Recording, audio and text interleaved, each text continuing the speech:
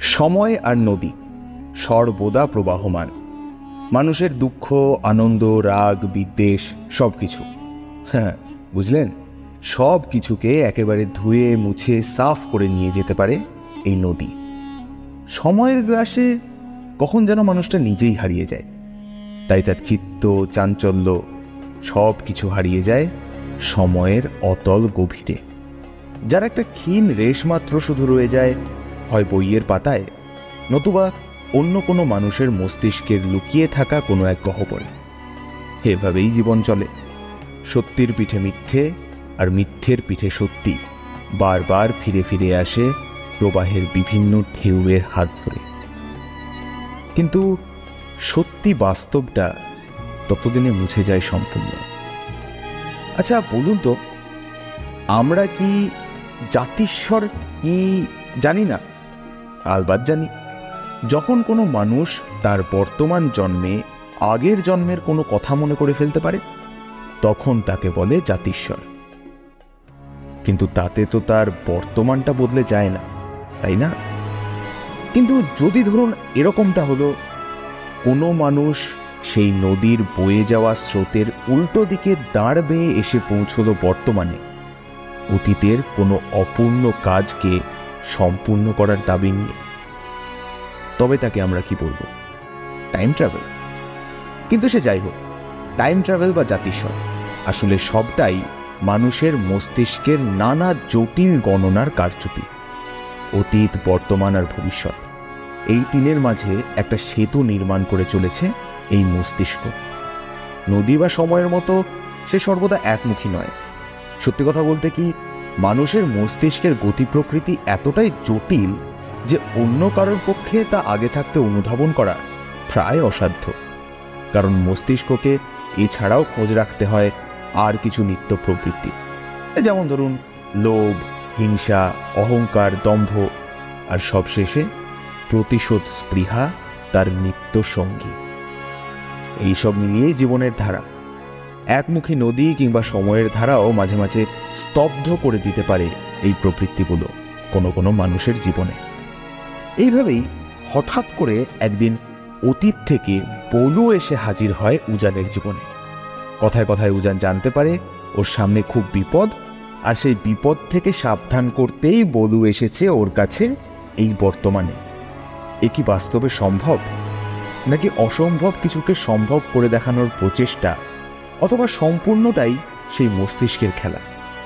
কেউ চাইছে নদীর স্রোতের ধারার অভিমুখ বদলে দিয়ে নতুন করে ইতিহাস লিখতে, নাকি ইতিহাসের ফেলে যাওয়া কোনো অপূর্ণ কাজ সম্পূর্ণ করে বর্তমানটা সুন্দর করে তুলতে? তবে এই প্রশ্নের উত্তর পেতে গেলে আপনাদের জানতেই হবে বলু কে।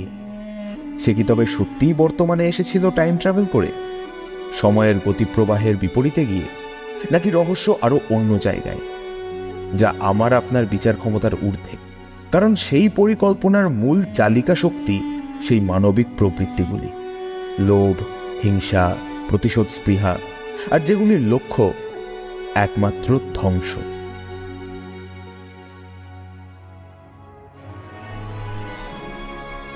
নমস্কার, আমি পার্থপ্রতিম। রহস্যের অন্ধকারে ইউটিউব চ্যানেলে আজ আপনাদের জন্য রেখে গেলাম শিবাঙ্গনের কলমে ইতিহাসের পাতা থেকে উঠে আসা এক গল্প, বাঘমতির প্রতিশোধ।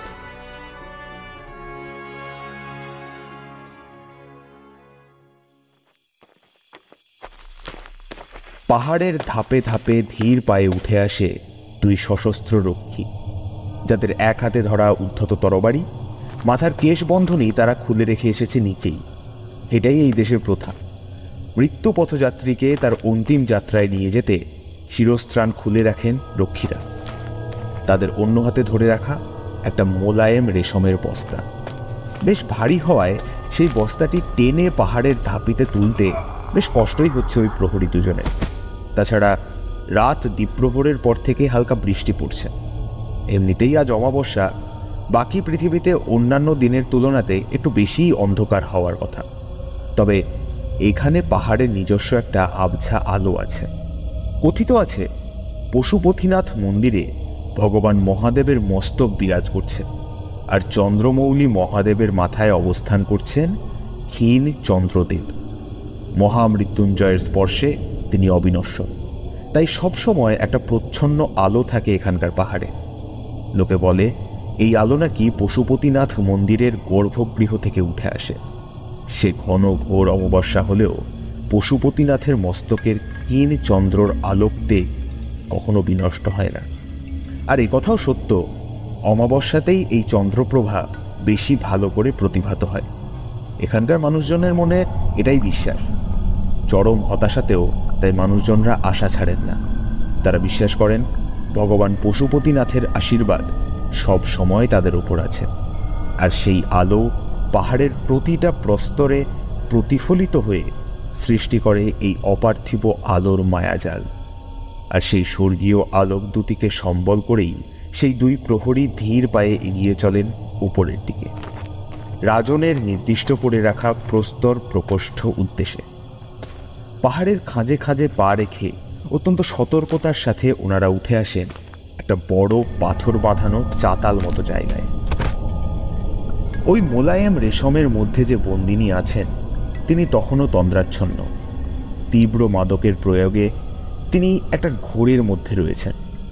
তিনি জানেনও না তার অন্তিম পরিণতি কি হতে চলেছে। তিনি প্রগাঢ় নিদ্রামগ্ন।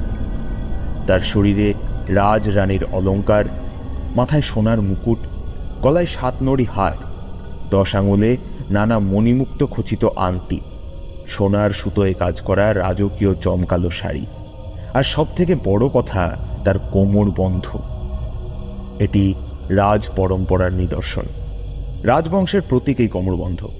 সোনার তৈরি এই কোমরবন্ধটিতে 6টি বড় হিরে দিয়ে সাজানো। এই কোমরবন্ধটিতে শুধুমাত্র দেশের পাটরানীর অধিকার, আর পাটরানী সৌদামিনী নিজে স্বেচ্ছায় সেই কোমরবন্ধ দিয়েছেন এই বন্দিনীর উদ্দেশ্যে, তার অন্তিম ইচ্ছা পূরণ করতে। কিন্তু কি সেই অন্তিম ইচ্ছা? সেই বন্দিনী কি আদৌ চেয়েছিল এত আভূষণ, এত স্বর্ণালঙ্কার? না রানী বুঝতে পারেননি? পাটরানী সৌদামিনী ব্যর্থ হয়েছেন সেই বন্দিনীর অন্তিম ইচ্ছা বুঝতে। ওর মৃত্যু আসন্ন। রাজার নির্দেশে সেই বন্দিনীকে নিয়ে যাওয়া হচ্ছে তার মৃত্যু কূপের দিকে। তবে কেমন হবে সেই মৃত্যু? তার বিভৎসতা সম্পর্কে কোনো ধারণা নেই সৌদামিনীর, এমনকি সেই প্রহরী দুজনেরও। ওরা শুধু জানেন এটা রাজ নির্দেশ। এর অবমাননা করার কিংবা প্রতিরোধ করার অর্থ নিজের মৃত্যুকে ডেকে নিয়ে আসা।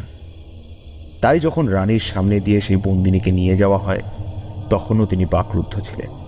রক্ষীরা ওই বন্দিনীকে নির্মম মৃত্যুর দিকে নিয়ে গেলেও তারা সেই কাজ করছেন খুব সাবধানে, কারণ ওদের রাজন বলে দিয়েছেন সঙ্গের রেশমের বস্তার মধ্যে করে নিয়ে যাওয়া রমণীর শরীরে যেন কোনো আঘাত না লাগে। সেই বস্তার ভিতরের মানুষটা যে অত্যন্ত প্রিয় রাজার, তাই তার জন্য বিশেষভাবে তৈরি করে আনানো হয়েছে এই রেশমের মোড়ক, যাতে ভিতরের বন্দিনী মানুষটার শরীরে বিন্দুমাত্র ক্ষত না হয়। সেই মানুষটা যেন তার শেষ প্রাণবায়ু শরীর থেকে বের হয়ে যাওয়ার আগে পর্যন্ত বুঝতেই না পারেন মৃত্যু যন্ত্রণা কি। রাজকার্যের জন্য এই সিদ্ধান্ত, আর সাথে রাজনের নিষ্ঠুর পাশবিকতা দেখে মনটা কেঁপে উঠেছিল সৌদামিনীরও। কিন্তু তাই কি? রাজন কি সত্যিই সেটাই করছেন যেটা তিনি মুখে বলছেন? অবশেষে একটা নির্দিষ্ট পাহাড়ের চাতালে এসে থমকে দাঁড়িয়ে যায় রক্ষীরা। এখন তারা পৌঁছে গেছেন সেই ভয়ঙ্কর মৃত্যু গহ্বরের সামনে। ধীরে ধীরে পাথরের ঢাকনা ঠেলে সরিয়ে ফেলেন সেই দুজন লোক।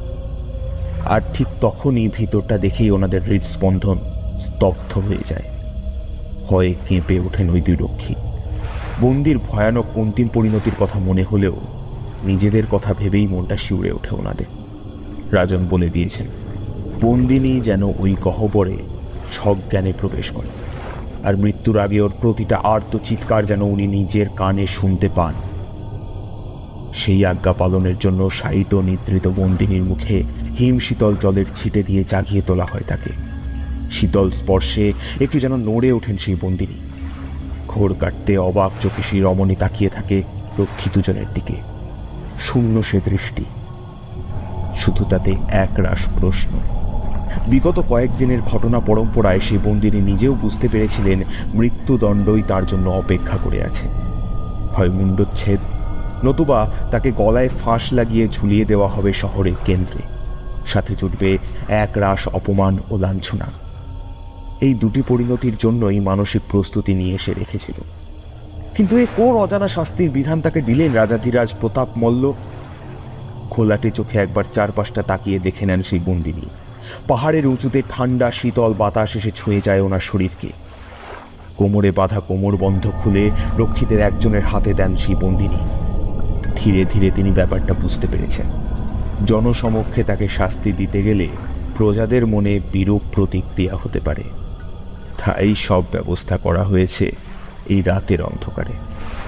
ঠোঁটের কোণে মৃদু তির্যক হাসি খেলে যায় বন্দিনীর। রক্ষী, এই হীরকখচিত কোমরবন্ধ আমার নয়। ওনার এই মহানুভবতার জন্য আমি ওনার কাছে চিরকৃতজ্ঞ থাকব।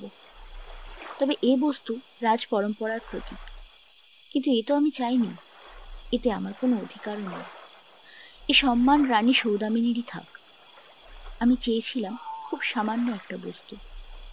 যাই হোক, তোমাদের রাজন হয়তো এই সামান্য অসামান্য পার্থক্য বোঝার জায়গায় নেই। ওনার অহংকার আর দম্ভ ওনাকে অন্ধ করে রেখেছে। কথাগুলো বলতে বলতেই মুখের ভাষা আবার জড়িয়ে আসে সেই বন্দিনী। পাহাড়ের ধাপি থেকে দূরে দেখা যাচ্ছে ভগবান পশুপতিনাথ মন্দিরের চূড়ো। সেই দিকে তাকিয়ে স্থির হয়ে যায় বন্দিনী। ওনার চোখ থেকে নেমে আসে দুটো জলের ধারা। কিন্তু রক্ষীরা অসহায়। মহামন্ত্রীর ভুল তারা আর করবেন না। তারা রাজামশাইয়ের আদেশ পালনে বাধ্য।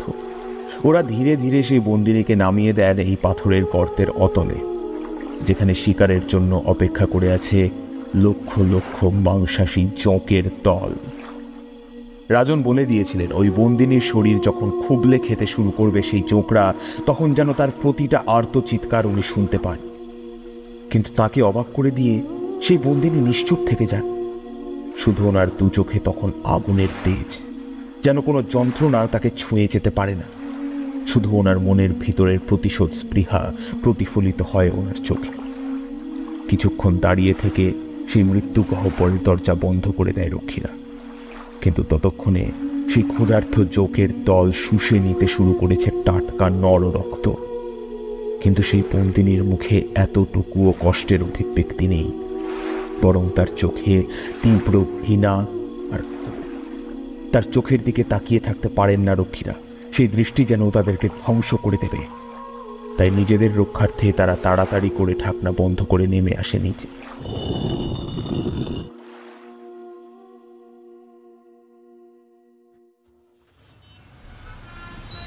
ঘড়িতে সকাল 9:45। কলকাতার অফিস পাড়ায় একটা চরম ব্যস্ততা। হাওড়া থেকে ভিড়ে ঠাসা বাস পরপর ছুটে চলেছে নিজের নিজের গন্তব্যের দিকে। বাদুর ঝোলা হয়ে প্রায় 1 ঘন্টা জার্নি করার পর একটু বসার সিট পেয়েছিল উজান। একে বাসটায় এইরকম টুটি চাপা ভিড়, তাই সেই বাসে যে ওঠানামার সময় হুড়োহুড়ি হবে সে বলাই বাহুল্য। যাই হোক, নামতে গিয়ে পিছন দিক থেকে একটা রাম ঠেলা, প্রায় হুমড়ি খেয়েই পড়ে যাচ্ছিল উজান। পিছন থেকে একটা হঠাৎ ধাক্কা একরকম ছিটকে ফেলেই দিয়েছিল ওকে। সবারই বাস থেকে নামার তাড়া, অফিস টাইমে যা হয় আর কি। সবাই ছুটছে ছুটছে আর ছুটছে। ছুটে কোথায় তাদের পৌঁছতে হবে তার বিন্দু বিসর্গও জানে না কেউ, তবু ছুটছে, যেন ছুটতে হয় বলেই ছুটছে। যাই হোক, উজান প্রায় মাটিতে পড়ে যাওয়ার সময় কোনো মতে কেউ একজন ওকে ধরে ফেলে, না হলে একেবারে সাড়ে সর্বনাশ হয়েছিল আর কি। গায়ের লেগে থাকা ধুলো ছেড়ে কোনো মতে উঠে দাঁড়িয়ে একটা কৃতজ্ঞতা বোধ থেকেই সেই মানুষটার হাতটা ধরে নেয় উজান। আরে অনেক ধন্যবাদ দাদা, ভাগ্যিস আপনি ছিলেন, না হলে তো আমি পড়েই যাচ্ছিলাম। না না, ঠিক আছে, কোনো ব্যাপার নয়, আমি আছি তো। উজান এতক্ষণে ভালো করে সেই ছেলেটার দিকে খেয়াল করে দেখে। ছেলেটি অন্ধ, তবে বয়স বোধহয় 10-12 হবে। চোখে কালো চশমা, হাতে লাঠি, রাস্তার পাশে দাঁড়িয়ে রয়েছে। সামনে একটা ছোট বোর্ড। খুব সম্ভবত ছেলেটা ভিক্ষা করছে, তবে ওই ছেলেটির ভিক্ষা করাটা একটু অন্যরকম। ছেলেটি গান করছে, ভাটিয়ালি লোকসঙ্গীত। ওর অন্য হাতে একটা মাউথপিস। তুমি গান করো? হ্যাঁ, ওই একটু চেষ্টা করি মাত্র। আর কিছু তো সেভাবে জীবনে শেখা হয়নি, তাই এই গান করেই যতটুকু উপার্জন করা যায়। সাধারণত এরকম গান গেয়ে ভিক্ষা অর্জন অনেকেই করে, তাই সকলের ক্ষেত্রে উজান এতটা ধ্যান দেয় না। কিন্তু যেহেতু এই ছেলেটা ওর একটা উপকার করেছে, তাই নিজে আগ বাড়িয়েই উজান বলে ওঠে, আমাকে একটা গান শোনাবে? আর হ্যাঁ, তুমি আমার থেকে বয়সে অনেক ছোটই হবে, তাই তোমাকে তুমি করেই বললাম। আমার আসলে আপনি আগে ঠিক আসে না। ছেলেটা যেন তৈরি হয়েই ছিল। উজান কথাটা শেষ করার সাথে সাথেই বলে ওঠে, না না, তাতে কি হয়েছে? আর গান শুনবে? কোন গান শুনতে চান বলুন। যেটা তোমার শোনাতে ইচ্ছে হয়, তোমার ইচ্ছে মতো। আমার ইচ্ছে মতো? ঠিক আছে, আমি তবে আপনাকে আমার জীবনের একটা গান শোনাবো, আর তারপর আপনার জীবন থেকে একটা। আমার আমার জীবনের গান? তুমি জানো আমার জীবন কেমন? কোনো ধারণা আছে আমার জীবন সম্পর্কে? ছেলেটা কোনো কথা বলে না, গান শুরু করে। আমার ডুবাইলি রে, আমার ভাসাইলি রে, কুল দরিয়ায় বুঝি কুল নাই রে। আরে কুল নাই, কিনারে নাই, নাই কো দরিয়ার পানি।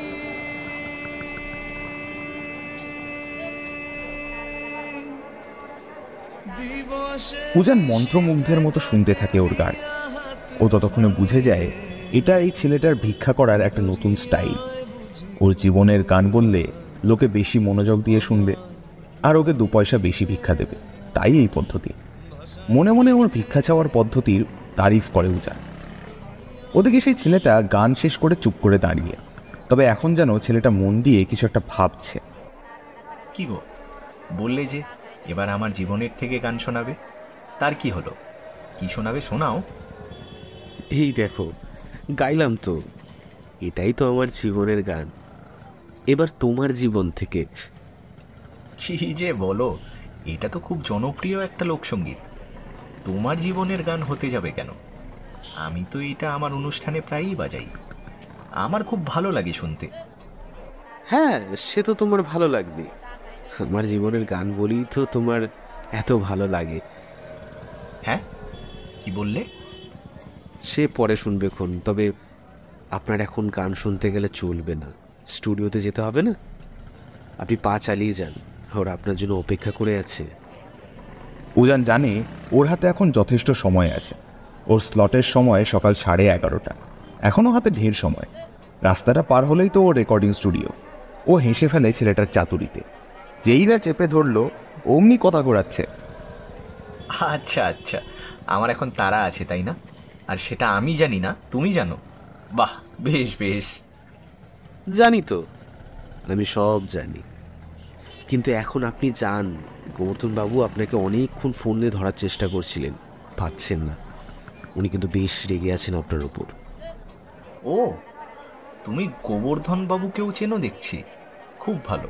তা তোমাকে একটা কথা বলি, আমার হাতে এখনো অনেক সময় আছে। আমার রেকর্ডিংয়ের স্লট সকাল 11:30, এখনো 1 ঘন্টা বাকি, বুঝলে?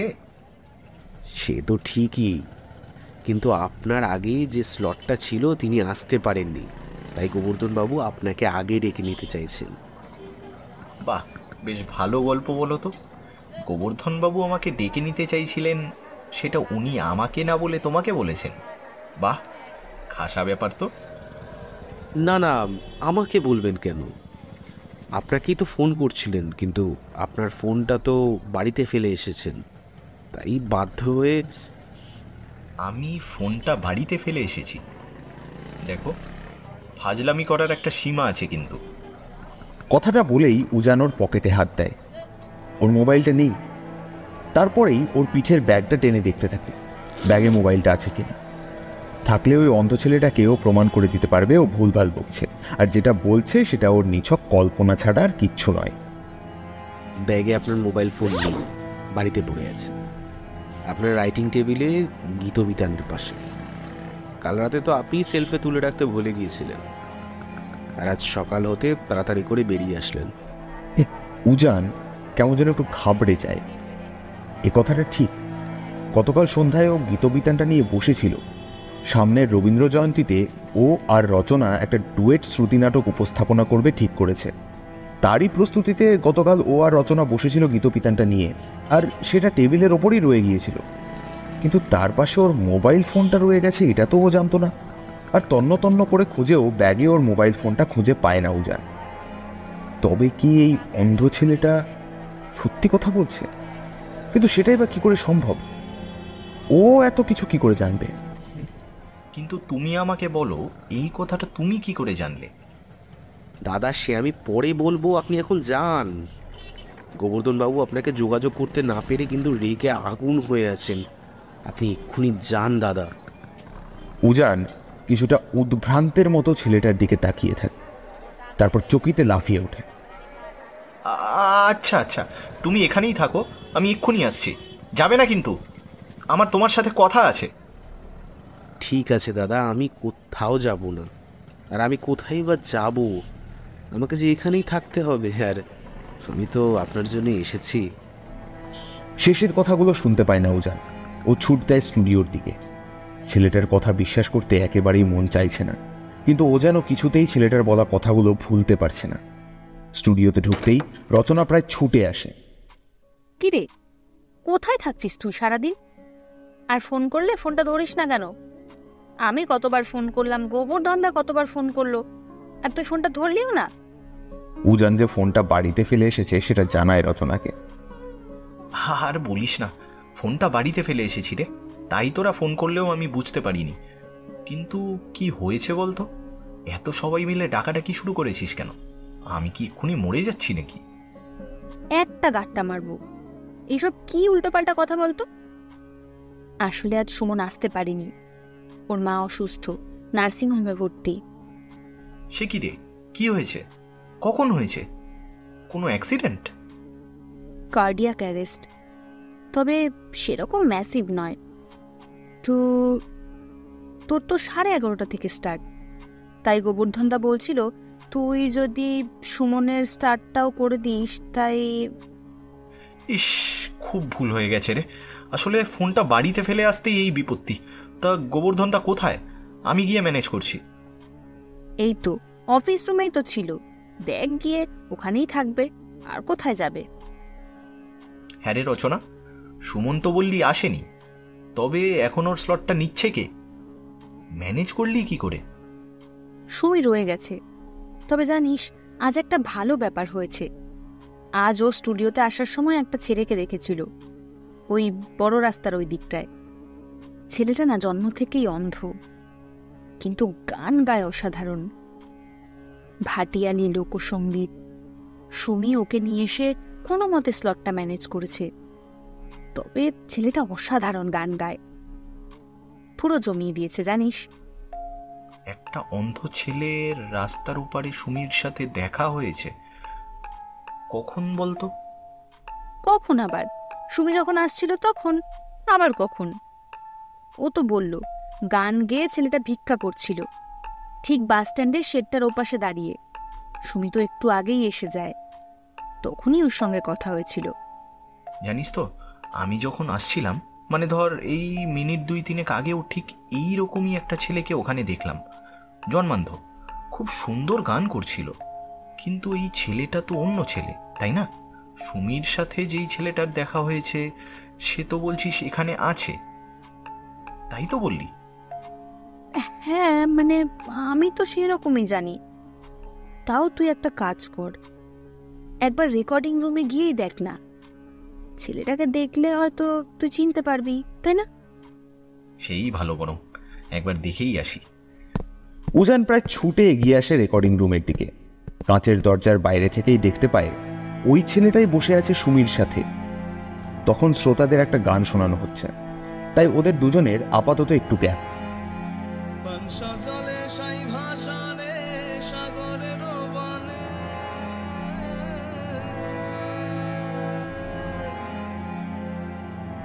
বংশা চলে সাই ভাষায় সাগরের বানে। উজান চমকে ওঠে। আরে ঠিক এই গানটাই তো ওই ছেলেটা শোনালো একটু আগে। উজান দেখতে পায় সুমি ওই ছেলেটাকে কিছু একটা বলে বোঝাতে ছেলেটা ঘাড় কাত করে সম্মতি জানায়। আর সুমি ওর চেহার থেকে উঠে বেরিয়ে আসে কাঁচের দরজা ঠেলে। তবে দরজার ঠিক বাইরে যে উজান ওর জন্য এভাবে অপেক্ষায় থাকবে সেটা সুমি বুঝতে পারেনি। দরজা খুলে ও বেরোতেই ওর হাতটা খপ করে ধরে নেয় উজান, তারপর ওকে টেনে নিয়ে যায় কফি ভেন্ডিং মেশিনের টেবিলে। কি রে, কি হয়েছে? এইরকম টানছিস কেন? এই ছেলেটা কে? ওকে তুই কোথায় পেলি? কোথায় আবার পাবো? ওই তো বাস স্ট্যান্ডে দাঁড়িয়ে গান করছিল, আমি একরকম ধরে এনেছি। তুই তো কারোর ফোন ধরলি না, কিন্তু সুমনের স্লটটা ম্যানেজ করতে হবে তো, তাই না?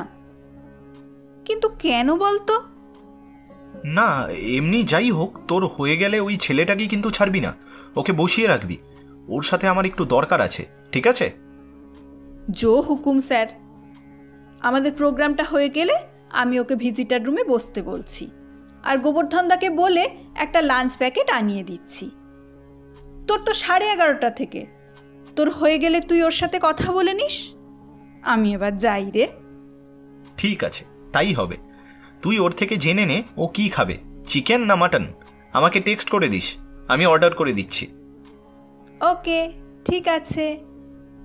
সুমি হাতে দুটো কফি, একটা ওর নিজের আর একটা সেই অন্ধ ছেলেটার জন্য নিয়ে আবার রেকর্ডিং স্টুডিওতে ফিরে আসে। গানটা তখন একদম শেষ পথে। ভেজ। হ্যাঁ, কি বলছো? আমি ভেজ খাই।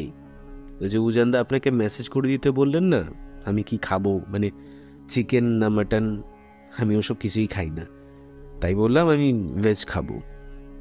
সুমি চমকে ওঠে। উজান যে ওকে এই কথাটা বলেছে সেটা এই ছেলেটা কি করে জানলো? তার মানে ছেলেটা নিশ্চিত ওর পেছন পেছন গিয়েছিল আর তখনই উজানকে কথা বলতে শুনেছে। আচ্ছা ঠিক আছে। হেডফোনটা কানে লাগিয়ে সুমি শুরু করে। আপনাদের জন্য এবার আমাদের নিবেদন কিশোর কুমারের গাওয়া কালজয়ী গান পল পল দিল কে পাস তুম রহতে হো। আর তারপর আপনাদের জন্য থাকছে পরবর্তী নিবেদন বাংলা সিনেমার হেমন্ত মুখোপাধ্যায়ের কণ্ঠে আরেকটি স্বর্ণযুগের গান বসে আছি পথ চেয়ে ফাগুনেরই গান গেয়ে। কত ভাবি ভুলে যাব, মনও মানে না, মন মানে না। তবে এবার আমরা যাব একটা বিজ্ঞাপনী বিরতিতে, আর এক্ষুনি ফিরে আসছি পরপর দুটো অসাধারণ গানের ডালি নিয়ে। মোবাইল ফোনটা হাতের আড়াল করে সুমি উজানকে মেসেজ করে। ছেলেটা আজ ভেজ খাবে, আর ছেলেটা খুব একটা সুবিধার না রে, আমাকে ফলো করে গেছিল, আর তোর সাথে আমি কি কথা বলছি সেটা শুনেছে। তখনই উজানের দিক থেকে ছোট্ট উত্তর আসে। ঠিক আছে। জানি দিদি, আপনি যখন উঠে গেলেন আমার একা একা এখানে বেশ ভয় ভয় লাগছিল। ভাবলাম এখানে এত যন্ত্রপাতি, যদি কিছু ভুলভাল করে ফেলি। হ্যাঁ, তো তুমি কি করলে তারপর? আর তুমি কি করে বুঝলে এখানে তোমার সামনে অনেক যন্ত্রপাতি আছে? তুমি কি দেখতে পাচ্ছ? না দিদি, আমি দেখতে পাই না, তবে গন্ধ পাই, সবকিছুর গন্ধ। গন্ধ? হ্যাঁ তো, গন্ধ। মানে তুমি যন্ত্রপাতির গন্ধ পেলে? হ্যাঁ পেলাম তো। আবার বাজে কথা বলছো তুমি। যন্ত্রপাতির গন্ধ হয় নাকি? হয়তো, সব কিছুর গন্ধ হয়। তাই? তবে বলো তো আমার হাতে এটা কি আছে? দিদি, আপনার হাতে যেটা আছে ওটা মোবাইল ফোন। খুব সম্ভবত এটা স্যামসাং গ্যালাক্সির আই প্রো সেট। ঠিক বললাম তো? বাবারে, তুমি গন্ধ শুকে কোম্পানির নামও বলে দিতে পারো? সুমির কথা শুনে হো হো করে হেসে ওঠে বলু। উজান বলুর দিকে অনেকক্ষণ তাকিয়েছিল চুপচাপ। রচনা আর সুমি খেয়ে চলেছে নিজেদের টিফিনগুলো। উজান কোনোদিনও টিফিন আনে না, সবাই যা টুকটাক দেয় তাতেই ওর হয়ে যায়। তবে আজ যখন বলুর জন্য খাবার আনাচ্ছিল তখন ও নিজেও নিজের জন্য 1 প্লেট খাবার নিয়ে এসেছে। ভাত, ডাল, আলু ভাজা, 2 রকম সবজি, চাটনি আর 2টো করে মিষ্টি। ওদের ক্যান্টিনে এইটুকুই পাওয়া যায়। তবে উজানের ইচ্ছে ছিল ননভেজ কিছু একটা নেবে, কিন্তু বলু যেহেতু ভেজ খাচ্ছে তাই ও নিজেও ভেজ থালিই নিয়েছে। তবে খাবারের দিকে ওর বিন্দুমাত্র মন নেই, ওর মন পড়ে আছে বলুর দিকে। ও খুব মনোযোগ দিয়ে শুনছিল বলু কি বলছে। তা হ্যাঁ রে, তুই এখানে আজ সকালে কোথা থেকে এলি? তোকে তো আগে কোনোদিন এখানে দেখিনি। কোথায় থাকিস তুই? জানিস তো সুমি, আমাদের শহরতলি থেকে অনেক মানুষ আছে যারা রোজ সকালে উঠে কলকাতায় চলে আসে। এখানে সারা দিন নানাভাবে ভিক্ষা করে। যা টাকা পয়সা হয় তাই নিয়ে সন্ধ্যাবেলায় আবার ফিরে যায় যে যার বাড়িতে। ও হয়তো সেরকম, তাই না রে বলু? না না দিদি, আমার বাড়ি তো ওই উজানদার বাড়ির পাশেই, লাগোয়া বলতে পারো। জানো তো, আমাদের বাড়ি থেকে উজানদার বাড়ির ছাদে যাওয়ার সিঁড়ি ধাপও করা আছে। উজান মানে আমাদের উজান? ওর বাড়ির ছাদে সিঁড়ির ধাপি করা আছে? ও তো চন্দননগরের ফ্ল্যাটে ভাড়া নিয়ে থাকে রে। এই উজান, তুই আবার কোথায় বাড়ি বানালি? আর আমাদের বলিসনি তো, ছাদে ধাপিওয়ালা বাড়ি করে রেখেছিস। খাওয়াবি না আমাদের? রচনা হেসে উঠলেও উজান হাসে না। উজানের বেশ মনে আছে ওদের নিশ্চিন্তপুরের গ্রামের বাড়ির ছাদে এইরকমভাবেই সিঁড়ির ধাপ করা থাকত, যাতে বাড়ির জেঠিমা কাকিমারা পাশের বাড়ির লোকেদের সাথে গল্প করতে যেতে আসতে পারত। কিন্তু এই ছেলেটার বয়স খুব বেশি হলে 10-12 বছর, আর উজান নিশ্চিন্তপুরের বাড়ি শেষ গেছে প্রায় 22-23 বছর আগে। তাহলে নিশ্চিন্তপুরে ছেলেটার সাথে উজানের তো দেখা হওয়ার কথা নয়। আর কিছু কথা বাড়ায় না ওরা। লাঞ্চের পর ওরা চলে যায় যে যার কাজে। সুমির আজ আর কোনো স্লট নেই, ও বিকেল 4টের দিকে বেরিয়ে যায় ওর বয়ফ্রেন্ডের সাথে মার্কেটিংয়ে যাবে বলে। আর রচনা সন্ধ্যার নিউজটা রেডি করতে বসে। উজান ওকে টুকটাক হেল্প করলেও কম্পিউটারে বসে না। ওর মাথায় শুধু ঘুরছে বলুর বলা বেশ কিছু কথা। সুমি বা রচনা খেয়াল করেনি। যেমন ও একবার রচনাকে বলল, দিদি, তোমাকে লাল রঙের জামা পরলে খুব সুন্দর লাগে, কিন্তু তুমি যে কাল নীল রঙের জামাটা পরেছিলে তাতে তোমাকে মানাচ্ছিল না। উজানদাও তো তোমাকে বলবে বলবে ভেবেও আর বলতে পারিনি। খুব সত্যি বলতে কি, কথাটা উজানেরও মনে হয়েছিল, কিন্তু রচনা দুঃখ পাবে বলে ও কিছু বলেনি। কিন্তু এই বলু সেটা কি করে জানল? বলু তো গতকাল আসেনি। আর যদি ধরে নেওয়া হয় রচনাকে রাস্তায় দেখেছে, সেটাই বা কি করে সম্ভব? বলু তো চোখে দেখতে পায় না। তবে কি বলু উজানের মাইন্ড রিড করতে পারছে? কথায় কথায় বলু একথাও বলল, নিশ্চিন্তপুরের পুরনো বাড়ির উঠোনে ওর বাঘবন্দি খেলার ছকটা আজও নাকি আছে, আর সেটা নাকি উজান 2 দিন আগেই স্বপ্নে দেখেছিল। তখন কিছু বুঝতে পারেনি, কিন্তু এখন বলু বলতে ওর মনে পড়ল। যদি উজান এটা ধরেও নেয় বলু বলে ছেলেটা ওদের নিশ্চিন্তপুরের বাড়িতে গেছে আর কেউ ওকে এইগুলো সব দেখিয়েছে, তাহলে ওই বাঘবন্দি খেলার ছকটা যে উজান স্বপ্নে দেখেছে সেটাও কি করে জানবে? উজান তো সে কথা কাউকে বলেনি। তাহলে কথাটা মনে হতেই মনটা কেঁপে ওঠে উজানে।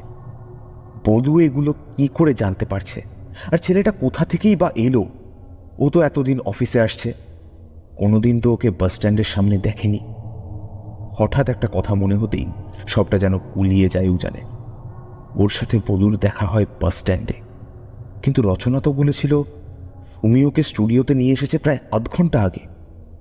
এটা কি করে সম্ভব? কিছু একটা মনে হতেই চোখেতে স্টুডিও থেকে বেরিয়ে যায় উজান। রুদ্ধশ্বাসে ছুটতে থাকে বাস স্ট্যান্ডের দিকে। দূর থেকে দেখতে পায় সেই অন্ধ ছেলেটা দাঁড়িয়ে আছে ঠিক আগের জায়গায়। একটা গান করছে ছেলেটা। আমার ডুবাইলি রে, আমার ভাসাইলি রে, দরিয়ায় বুঝি কুল নাই রে। আরে কুল নাই, কিনারে নাই, নাই কো দরিয়ার পানি।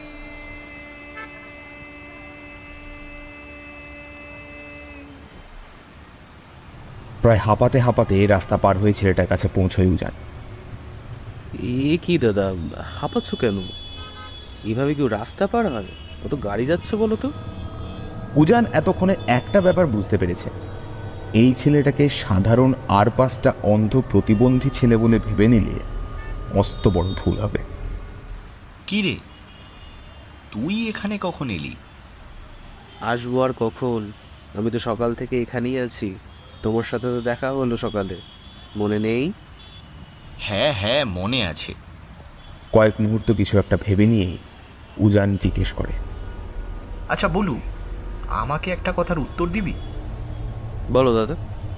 আচ্ছা বল তো দেখি, আমি আজ দুপুরে কি দিয়ে ভাত খেয়েছি? সরি গো দাদা, তোমার তো ইচ্ছে ছিল ননভেজ খাওয়ার, শুধুমধু আমার জন্য তোমাকেও ভেজ খাবার খেতে হলো। আসলে কি জানো তো, আমি না ঠিক ননভেজটা খেতে পারি না, কিন্তু আমার খারাপ লাগছে তোমার জন্য। সরি। ছেলেটার ভিতর এমন কিছু ক্ষমতা আছে যেটা বাইরে থেকে বোঝা যাচ্ছে না, কিন্তু ও যেন আস্তে আস্তে উজানের মস্তিষ্কের সাথে খেলা করছে। মাথাটা খুব যন্ত্রণা করছে উজানের। মাথাটা চেপে ধরে ওখানেই বসে পড়ে উজান। এই ছেলেটা ওকে একটু আঘাত করেনি, কিন্তু ও ওর মস্তিষ্কের উপর নিয়ন্ত্রণ নিয়ে নিচ্ছে। অজ্ঞান হয়ে পড়ে যাবার আগে ও আবছা দেখতে পায় ও ছেলেটা ওকে বলছে, কি দাদা, একটা গান শুনবে না? তোমার জীবনের গান। তোমার যে ভীষণ বিপদ সামনে। মাটিতেই পড়ে যায় উজান। ওর দুটো চোখের সামনে জগৎটা কেমন যেন একবার দুলে উঠেই আবার সব চুপ করে যায়। একটা কালো অন্ধকার নেমে আসে ওর দু চোখ জুড়ে। বাগমতী নদীর পবিত্র জলে কিছুক্ষণ ডুবে দাঁড়িয়ে থাকলে মনের সব কলুষতা দূর হয়ে যায়। পূর্বের নব উদিত সূর্যদেব যখন বাগমতীর জল স্পর্শ করেন, তখনই রাজা প্রতাপ মল্ল এসে পৌঁছান নদীর তীরে। আর্যঘাটের মধ্যে শুধুমাত্র রাজা প্রতাপ মল্লের জন্য একটি ঘাট নির্দিষ্ট, তাতে অন্য কারো স্নানের অনুমতি নেই। লিচ্ছবি শ্রেষ্ঠ রাজা প্রতাপ মল্ল বেশ কিছুক্ষণ পর উঠে আসেন নদীবক্ষ থেকে। সেখান থেকে পদব্রজে ওনার আরাধ্য ভগবান পশুপতিনাথের মন্দিরে গিয়ে দেবাদিদেব মহাদেবের উদ্দেশ্য নিবেদন করেন ওনার মস্তকে ধারণ করে আনা স্বর্ণপাত্রের জল। ভগবান এখানে পূজিত হন পশুপতিনাথ নামে। সমস্ত জীবিত প্রাণীদের অধীশ্বর ভগবান পশুপতিনাথ, তাই বংশ পরম্পরায় এই প্রথাই চলে আসছে। রাজন প্রতাপ মল্ল প্রথম অর্ঘ্য নিবেদন করার পর বাকি দেশবাসী মন্দিরে প্রবেশ করার অনুমতি পায়। ধীর পায়ে ঘাটের সিঁড়ি দিয়ে উঠে আসেন রাজা। দুহাতের করতলে ধরা স্বর্ণপাত্র ওনার মাথার উপর রাখা, আর তাতে প্রথম সূর্যকিরণের পবিত্র বাগমতীর জল। কিন্তু কয়েক ধাপ উঠেই চমকে দাঁড়িয়ে পড়েন রাজা। কি এই ঘাটের সিঁড়ি বেয়ে এর আগেও কেউ ওপরে উঠে এসেছে? সিঁড়ির পাথরের চাতালে তার পায়ের ছাপ স্পষ্ট। এই তো কোনো নারীর পায়ের ছাপ। কিন্তু কে সে মূর্খ যে জানে না আর্য ঘাটে রাজার আগে বাগমতীতে নামার অধিকার আর কারো নেই? চিৎকার করে ওঠেন অগ্নিশর্মা রাজা প্রতাপ মল্ল। মহামন্ত্রী, কে এই পাষণ্ড যে আমার আগে নদীতে অবগাহন করেছে? জানি না রাজন, হয়তো কোনো এই রাজ্যের নিয়ম সকলের জন্য এক। খোঁজ নেই কে এই রাজাদের অগ্রাহ্য করার সাহস দেখিয়েছে। সে যেই হোক, তাকে রাজ দরবারে প্রস্তুত করুন। তার বিচার হবে। তার অপরাধ কোনোভাবেই লঘু করে দেখা হবে না। আর তার একটাই শাস্তি, মৃত্যুদণ্ড। মহারাজ, বিচারের আগেই শাস্তি নির্ধারণ করে নেওয়াটা তো অনুচিত কার্য। তাই আমি বলি কি, রাজন প্রতাপ মল্লের চোখের দিকে তাকাতেই রক্ত শীতল হয়ে আসে মহামন্ত্রী। ওনার চোখে তখন আগুন জ্বলছে। অবশেষে খোঁজ পাওয়া যায় সেই মেয়েটি যে এই মহাপাপ কাজ করেছে। দেশের এক অনার্য কল্ল সম্প্রদায়ের রমণী তিনি, তার নাম ভানুমতি। রাজপেয়াদারা তাকে বন্দি করে আনেন রাজ দরবারে। আজ তার বিচার হবে, অথচ বিচার প্রার্থী জানেই না যে আজ তার বিচার হবে, এমন একটা অপরাধ করার জন্য যেটা সে নিজেও জানে না।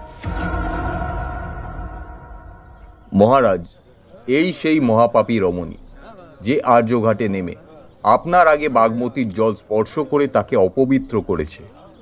আপনি এবার এর জন্য শাস্তির বিধান করুন। আমার মতে এর একটাই শাস্তি, মৃত্যুদণ্ড। এই মেয়েটি আমাদের দেশের ঐতিহ্যকে ভুলুণ্ঠিত করেছে, তাই আমি আমার কথা বললেও রায়ের ভার সাতসবার উপর ছাড়লাম। আপনারা উপস্থিত সকল আমাত্যরা সকলে তাদের মতামত দিন। গোটা সভা জুড়ে একটা মৃদু আলোড়ন শুরু হয়। রাজন নিজে বিধান দিয়েছেন, তখন অন্য কিছু বলে নিজেদের জন্য বিপদ কে নিমন্ত্রণ জানায়? তাই এক এক করে সবাই রায় দেন মৃত্যুদণ্ড। শুধু মহামন্ত্রী সুরসেন বাকি। মহামন্ত্রী, আপনি নিশ্চুপ কেন? মহারাজ, মেয়েটি যে কাজ করেছে তা রাজনির্দেশ অবমাননা করা তো অবশ্যই, কিন্তু অপরাধ কি না সে কথা বিচার করে দেখবার প্রয়োজন আছে বলেই আমি মনে করি। সমগ্র রাজ্যসভায় নিশ্ছিদ্র নিস্তব্ধতা। এ কি করেছেন মহামন্ত্রী সুরসেন? রাজা প্রতাপ মল্লের সিদ্ধান্তকে ভুল বলে উনি তো রাজদ্রোহ করে বসেছেন। সকলে দেখে রাজনের মুখ থমথম করছে, একটা চাপার রাগ ওনার জন্য। আমার আদেশ অবহেলা করাটা কি অপরাধ নয়? নিশ্চয়ই সেটা ভুল, ক্ষমা করবেন রাজন, কিন্তু সেটা অপরাধ নয়। বাগমতী ভগবান শ্রী পশুপতিনাথ মহাদেবের দান, যিনি আর্য অনার্য সকলেরই সমান পূজ্য। তাই অনার্য হয়েও বাগমতীতে মেয়েটি স্নান করলে বাগমতী অপবিত্র হয়েছে বলে তো আমি মনে করি।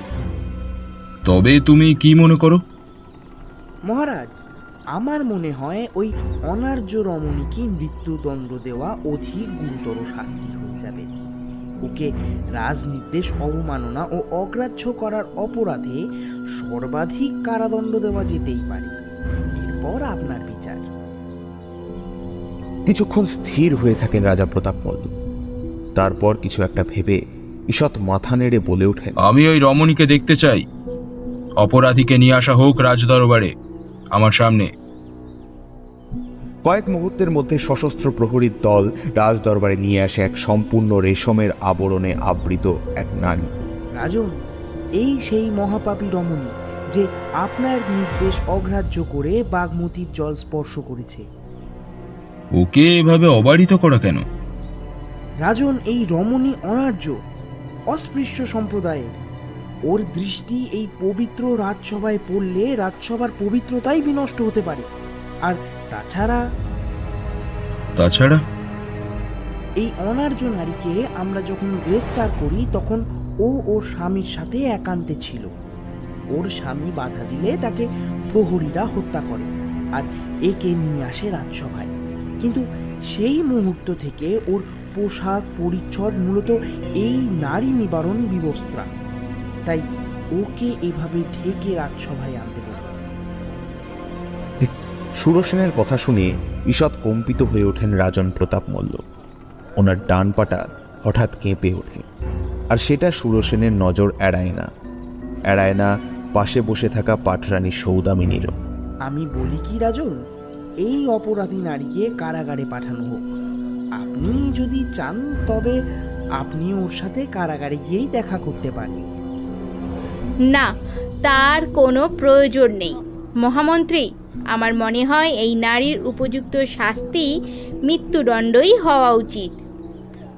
না, আমি ওর পরিস্থিতি বুঝতে পেরেছি। তবে কোনো পরিচারিকাকে আদেশ দিন ওর জন্য সভা পোশাকের বন্দোবস্ত করতে। বলেছিলাম প্রভু, তবে দাসীরা রাজি হয়নি। এই কাজ করলে তা হবে অনার্য সেবা, তাতে তাদের আত্মসম্মান বিনষ্ট হতে পারে। বুঝেছি, তবে যাই হোক একে কারাগারে নিক্ষেপ করা হোক, আর কিছু বস্ত্র একে সেখানে দেওয়া হোক। আমি রাজসভার কাজ মিটিয়ে ওই নারীর সাথে দেখা করতে যাব। রাজন, যদি সেই কাজ আপনি করেন তবে কি তা আপনার কৌলিন্য খর্ব করবে না? আমার মনে হয় পড়ে থাকুক এই নারী কারাগারের অন্ধকারের ভ্রুকুটিতে একাকী, তবেই হবে তার শাস্তি। আপনার আর ওর সাথে দেখা করতে যাবার কোনো প্রয়োজন নেই। রাজা প্রতাপ মল্ল কিছু বলেন না, শুধু চোখের ইশারায় বলেন ওই অপরাধীকে নিয়ে যেতে অন্ধকার কারাগৃহে, যেখানে আর কেউ যায় না, এমনকি সূর্যের আলোরও প্রবেশ অধিকার নেই সেই অন্ধকূপ কারাগৃহে। কিন্তু মহামন্ত্রী সুরসেন বুঝতে পেরেছেন ওই নারীর প্রতি একটা অদ্ভুত টান অনুভব করছেন রাজন। যেন কোনো মোহের একটা আবেশ ধীরে ধীরে গ্রাস করে নিচ্ছে রাজাকে।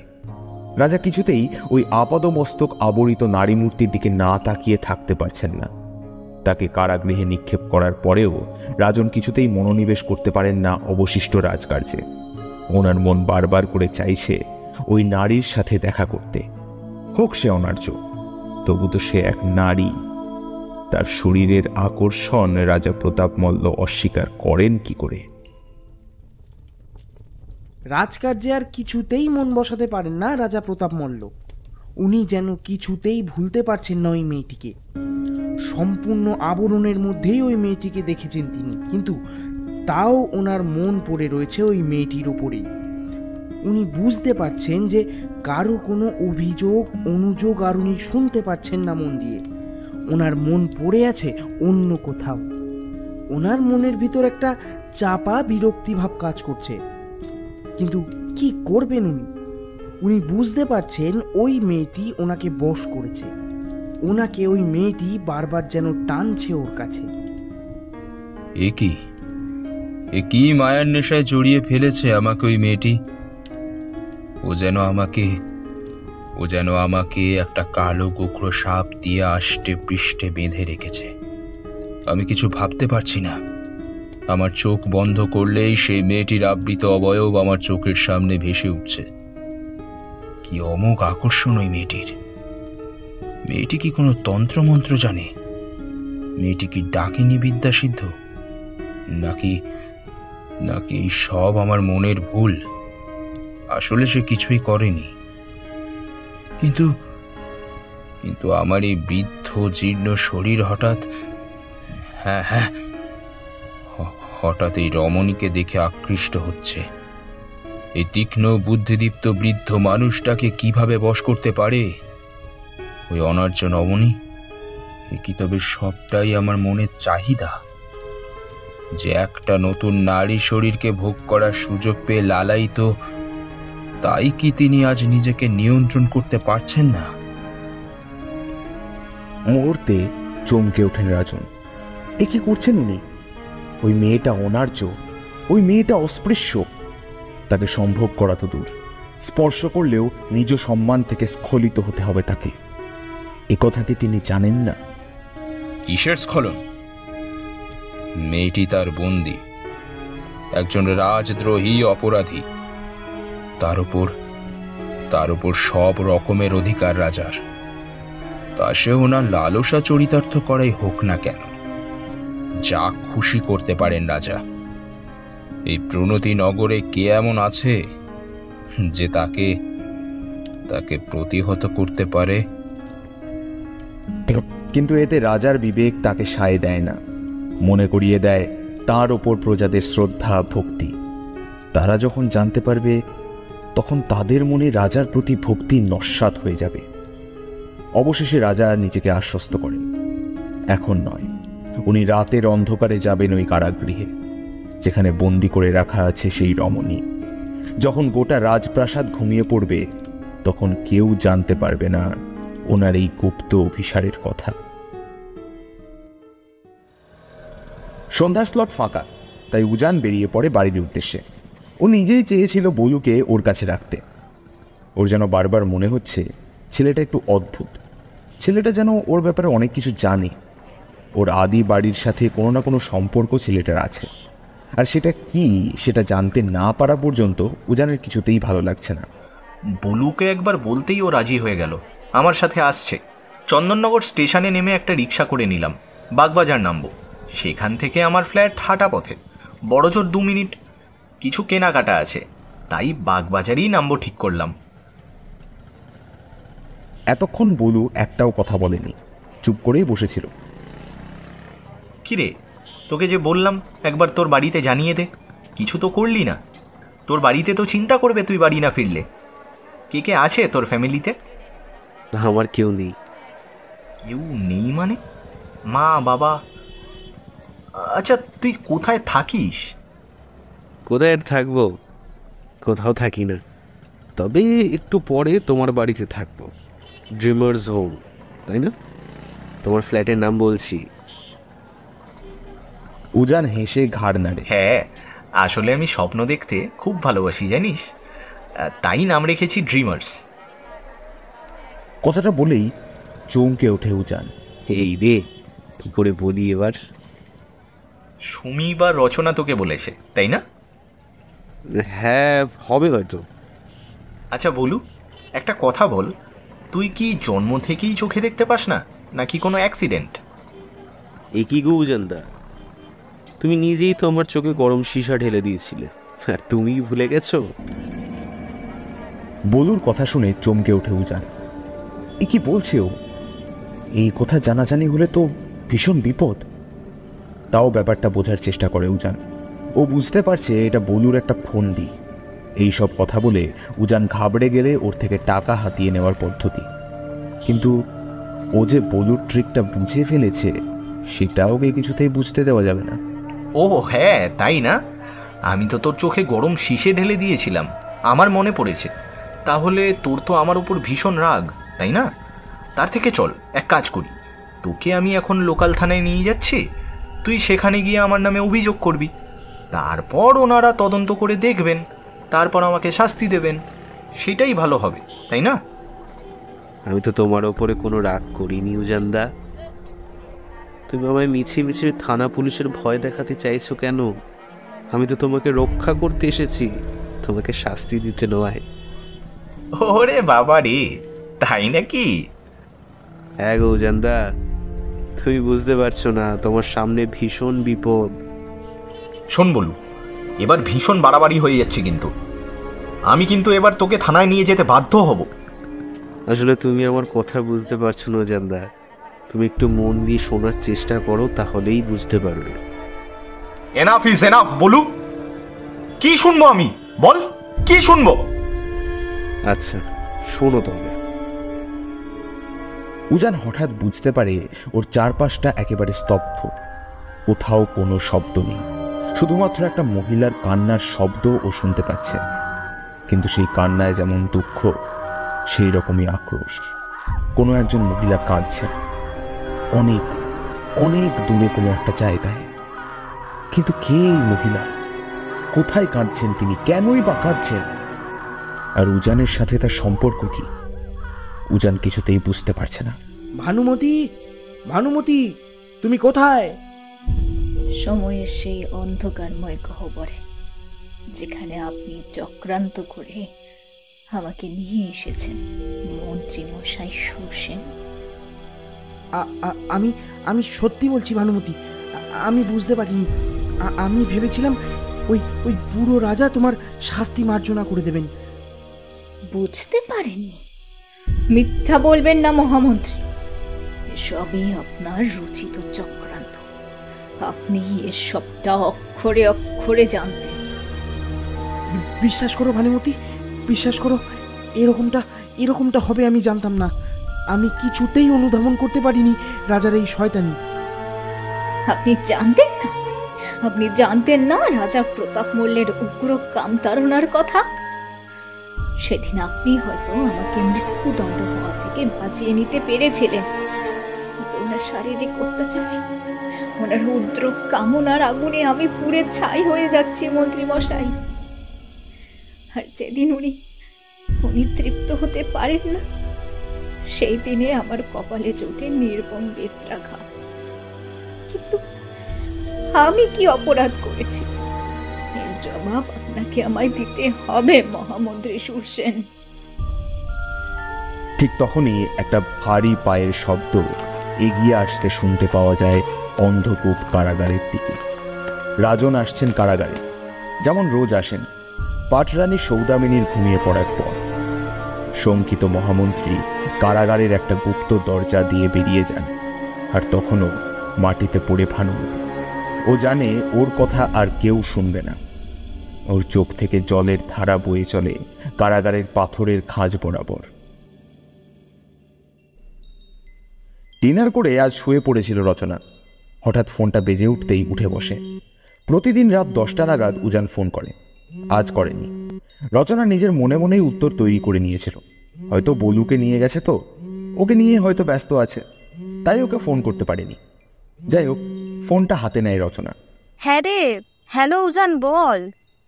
কিরে, ঘুমিয়ে পড়েছিস?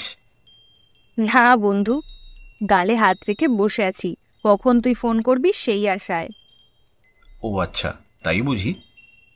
পাগল নাকি তুই? আমার এক ঘুম হয়েও গেছে। তা তুই হঠাৎ এত রাতে ফোন করলি? আর সেই অন্ধ ছেলেটা কি করছে? ওই তো ঘুমোচ্ছে, না জেগেই আছে হয়তো, ঠিক জানি না রে। মানে কি বলছিস তুই? ও তো তোর সাথেই ছিল নাকি? না রে রচনা, ও আমার সাথে নেই। আমার খুব ভয় করছে রে, বিশ্বাস কর, আমার খুব ভয় করছে। কি বলছিস তুই? কি হয়েছে তোর? তুই ঠিক আছিস তো? আমার খুব ভয় করছে রে রচনা। বলু সাধারণ কেউ নয় রে, ওর ভিতরে কিছু অলৌকিক ক্ষমতা আছে, বিশ্বাস কর। কি বলছিস তুই? কি হয়েছে? ও কি তোর কোনো ক্ষতি করেছে? প্লিজ আমাকে বল।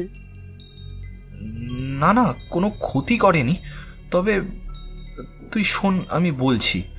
আজ বিকেলে সুমি তো বেরিয়ে গিয়েছিল রোহিতের সাথে শপিংয়ে যাবে বলে, তোর সেটা মনে আছে? হ্যাঁ আছে তো, তাতে কি? সুমি ওর আর রোহিতের কয়েকটা ছবি হোয়াটসঅ্যাপ করে পাঠিয়েছে, তুই দেখেছিস? না রে, আমার তো দেখা হয়নি আসলে। এক্ষুনি দেখ দেখ, প্রতিটা ছবিতে ওর পেছনে বলু আছে, অথচ তখন তো ও আমার সাথে ছিল। তাহলে ও সুমির ছবিতে গেল কি করে? কি বলছিস তুই? বলু একসঙ্গে দুই জায়গায় থাকতে পারে? হ্যাঁ রে, আমি সকালেও সেটা খেয়াল করেছি। আমার সাথে বাস স্ট্যান্ডে দেখা হওয়ার সাথে সাথেই ও সুমির সাথে স্টুডিওতে ছিল। আমি কিছু বুঝতে পারছি না রে। তোর কোথাও ভুল হচ্ছে না তো উজান? হয়তো একই রকম দেখতে দুজন। না রে, আমি নিশ্চিত যদি তাই হতো তাহলে ওই বাস স্ট্যান্ডের ছেলেটা কি করে জানলো যে স্টুডিওতে কি হয়েছে? ঠিক আছে, যাই হোক, ও এখন কোথায় আছে বল? এই তো আমার ফ্ল্যাটে ঘুমোচ্ছে। বলু, আমাকে ডাকলে দিদি? বলু তুই এখানে কি করে এলি? তুমি তো আমার নাম ধরেই ডাকলে, তাই তো আমি এলাম এখন। বলু তুই এখানে কি করে এলি? তুই তো উজানের ফ্ল্যাটে। কি কি হয়েছে রচনা? তুই কার সাথে কথা বলছিস? তুই কে বলু?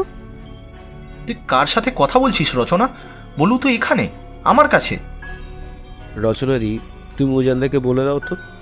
উজানদা মিছিমিছি চিন্তা করছে, ওকে বলো তুমি ঠিক আছো। প্লিজ রচনা, আমার কথার উত্তর দে। বলু কি তোর কাছে? এসব কি হচ্ছে? আমি তো কিছুই বুঝতে পারছি না। বলু আমার এখানে আছে উজান, তুই ফোন রাখ, ভালো থাকিস। ফোনটা কেটে দেয় রচনা। উজান সম্পূর্ণ অন্ধকারে, ওর চারপাশে কি হচ্ছে ও কিচ্ছু বুঝতে পারছে না। যন্ত্রণায় ওর মাথা ফেটে যাওয়ার উপক্রম। উজান চিৎকার করে ওঠে, বলু? হ্যাঁ গো দাদা, বলো, আমাকে ডাকলেন? টেবিলের ওপর থেকে মাথাটা কোনো মতে তুলে উজান দেখে বলু ওর পাশে এসে দাঁড়িয়েছে। বলু, তুই এটা কি করছিস? বলু, কেন এরকম করছিস? আমি তোর কি ক্ষতি করেছি যে তুই আমার সাথে এই অদ্ভুত ব্যবহার করছিস? না না উজানদা, তুমি আমার সাথে যা করেছো সে কথা আমি ভুলে গেছি, তোমাকে ক্ষমাও করে দিয়েছি, কিন্তু ভানুমতি বলেনি। আমি কিছু জানি না রে, কে এই ভানুমতি? সময়ের প্রবাহ স্রোতে তুমি ভুলে গেছো উজানদা, কিন্তু ও তোমাকে ভোলেনি। আজ ওর চোখের জল বয়ে চলেছে, পাহাড়ের খাজ বরাবর নিচে নেমে গিয়ে মিশেছে বাঘমতি স্রোতে। বাঘমতি? হ্যাঁ উজানদা, বাঘমতি। তুমি আর রচনাদি প্রস্তুত হও, তোমাদের যেতে হবে। বাঘমতির কান্না ঘোচাতে তোমাদের যেতেই হবে, না হলে ভানুমতির প্রতিশোধ স্পৃহা তোমাদের সবাইকে শেষ করে দেবে। আর এটাই যে স্বয়ং পশুপতিনাথের নির্দেশ গো, এর অন্যথা কেউ করতে পারবে না। এই তুই কি বলছিস? আমি কিচ্ছু বুঝতে পারছি না। বাঘমতি, পশুপতিনাথ, ভানুমতি, এরা কারা? আমি তো এদের কাউকে চিনি না। এদের নাম পর্যন্ত আমি কোনোদিন শুনিনি।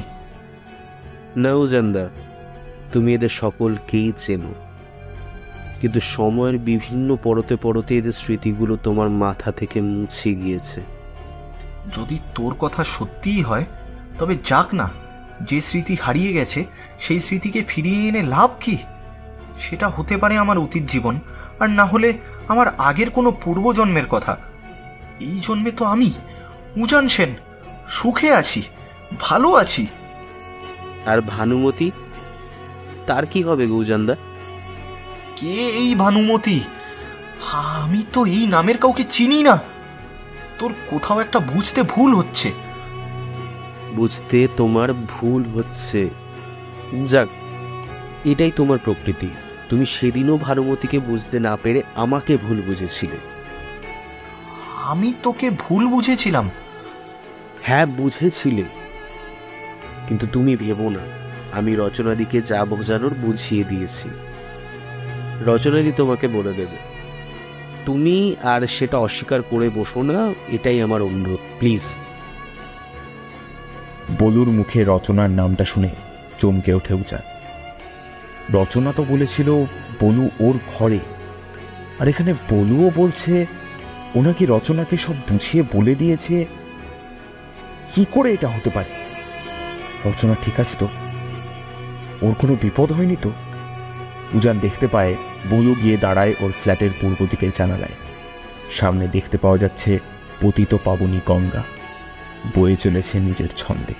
দেখছো উজানদা, মা গঙ্গা কেমন বয়ে চলেছে নিজের ছন্দে।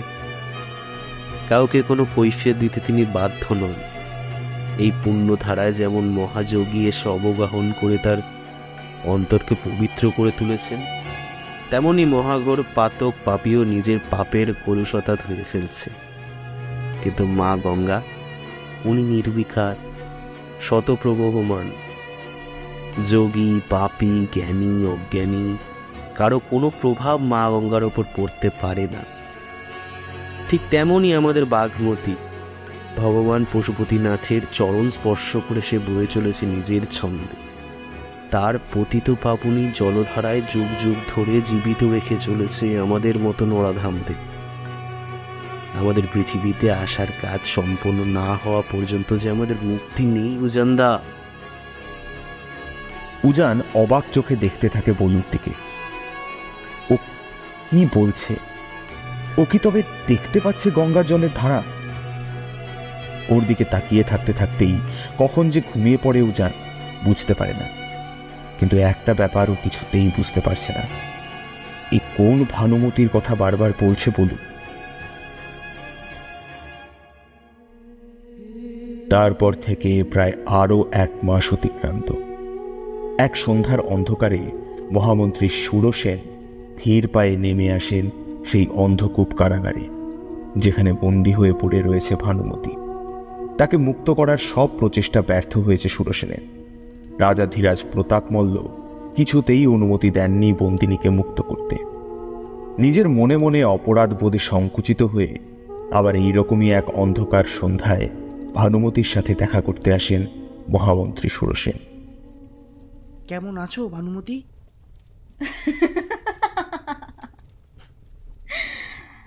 হ্যাঁ, ভালো আছি, আমি খুব ভালো আছি। আচ্ছা মহামন্ত্রী, আমাকে একটা কথা বলবেন? কি কথা বলো? আচ্ছা, এখনো রোজ সূর্য ওঠে আর ওই বাগমতী, তা দিয়ে কি এখনো জল বয়ে যায়? সুরসেন নিশ্চুপে দাঁড়িয়ে।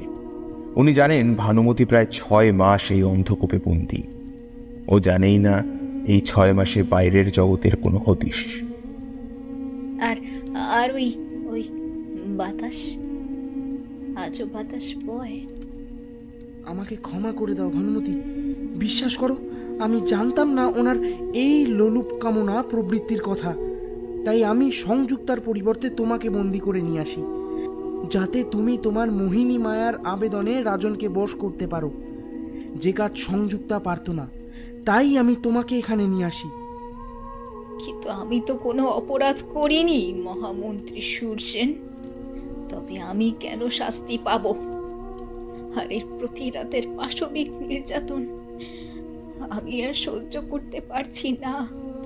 আপনি আপনার মেয়ে সংযুক্তাকে বাঁচাবার জন্য আমাকে উৎসর্গ করে দিয়েছেন ওই কামলোলুপ পশুটার হাতে, যে প্রতি রাতে এসে ছিঁড়ে খুবলে খাচ্ছে আমার এই শরীরটাকে। আর কয়েকটা দিন আমাকে সুযোগ দাও ভানুমতি, আমি তোমাকে মুক্ত করে নিয়ে যাব এই কালকুঠুরি থেকে। এটা আমি তোমাকে কথা দিচ্ছি। আমি তো মুক্তি চাই না মহামন্ত্রী সুরসেন, আমি তো এখন এই বন্দিদশাই চাই। আপনি আমাকে চিরতরে এই বন্দিদশা দেবার ব্যবস্থা করুন। মানে এ কি কথা বলছো তুমি? হ্যাঁ, আমি চাই বন্দিদশা, কিন্তু রাজরানী হিসেবে। আমি চাই স্বীকৃতি, কারণ আর কেউ জানুক না জানুক আমি জানি তোমার চক্রান্তের কথা। মানে মানে কি বলতে চাইছো তুমি? আমি তো শুধু সংযুক্তাকে রক্ষা করার জন্য ও নিজের অজান্তেই বাগমতীর জলে স্নান করতে নামে সেই দিন ভোরে। আচ্ছা আচ্ছা, তুমিই বলো, এই সামান্য পাপে কারো মৃত্যুদণ্ড হয় কি? আমি তো তাই ওকে সরিয়ে সেই জায়গায় তোমাকে বন্দি করে নিয়ে আসার ব্যবস্থা করেছিলাম। তুমি গোটা সৃষ্টিকে ভুল বোঝাতে পারলেও আমাকে পারবে না মহামন্ত্রী সুরসেন। আমি জানি তোমার আসল চক্রান্ত কি। চক্রান্ত? আমার? এসব কি বলছো ভানুমতি? আমি কি তোমাকে এখানে বন্দি করে এনে তোমার সমস্ত চাহিদা পূরণ করিনি? 100 মুদ্রা তোমাকে দিইনি?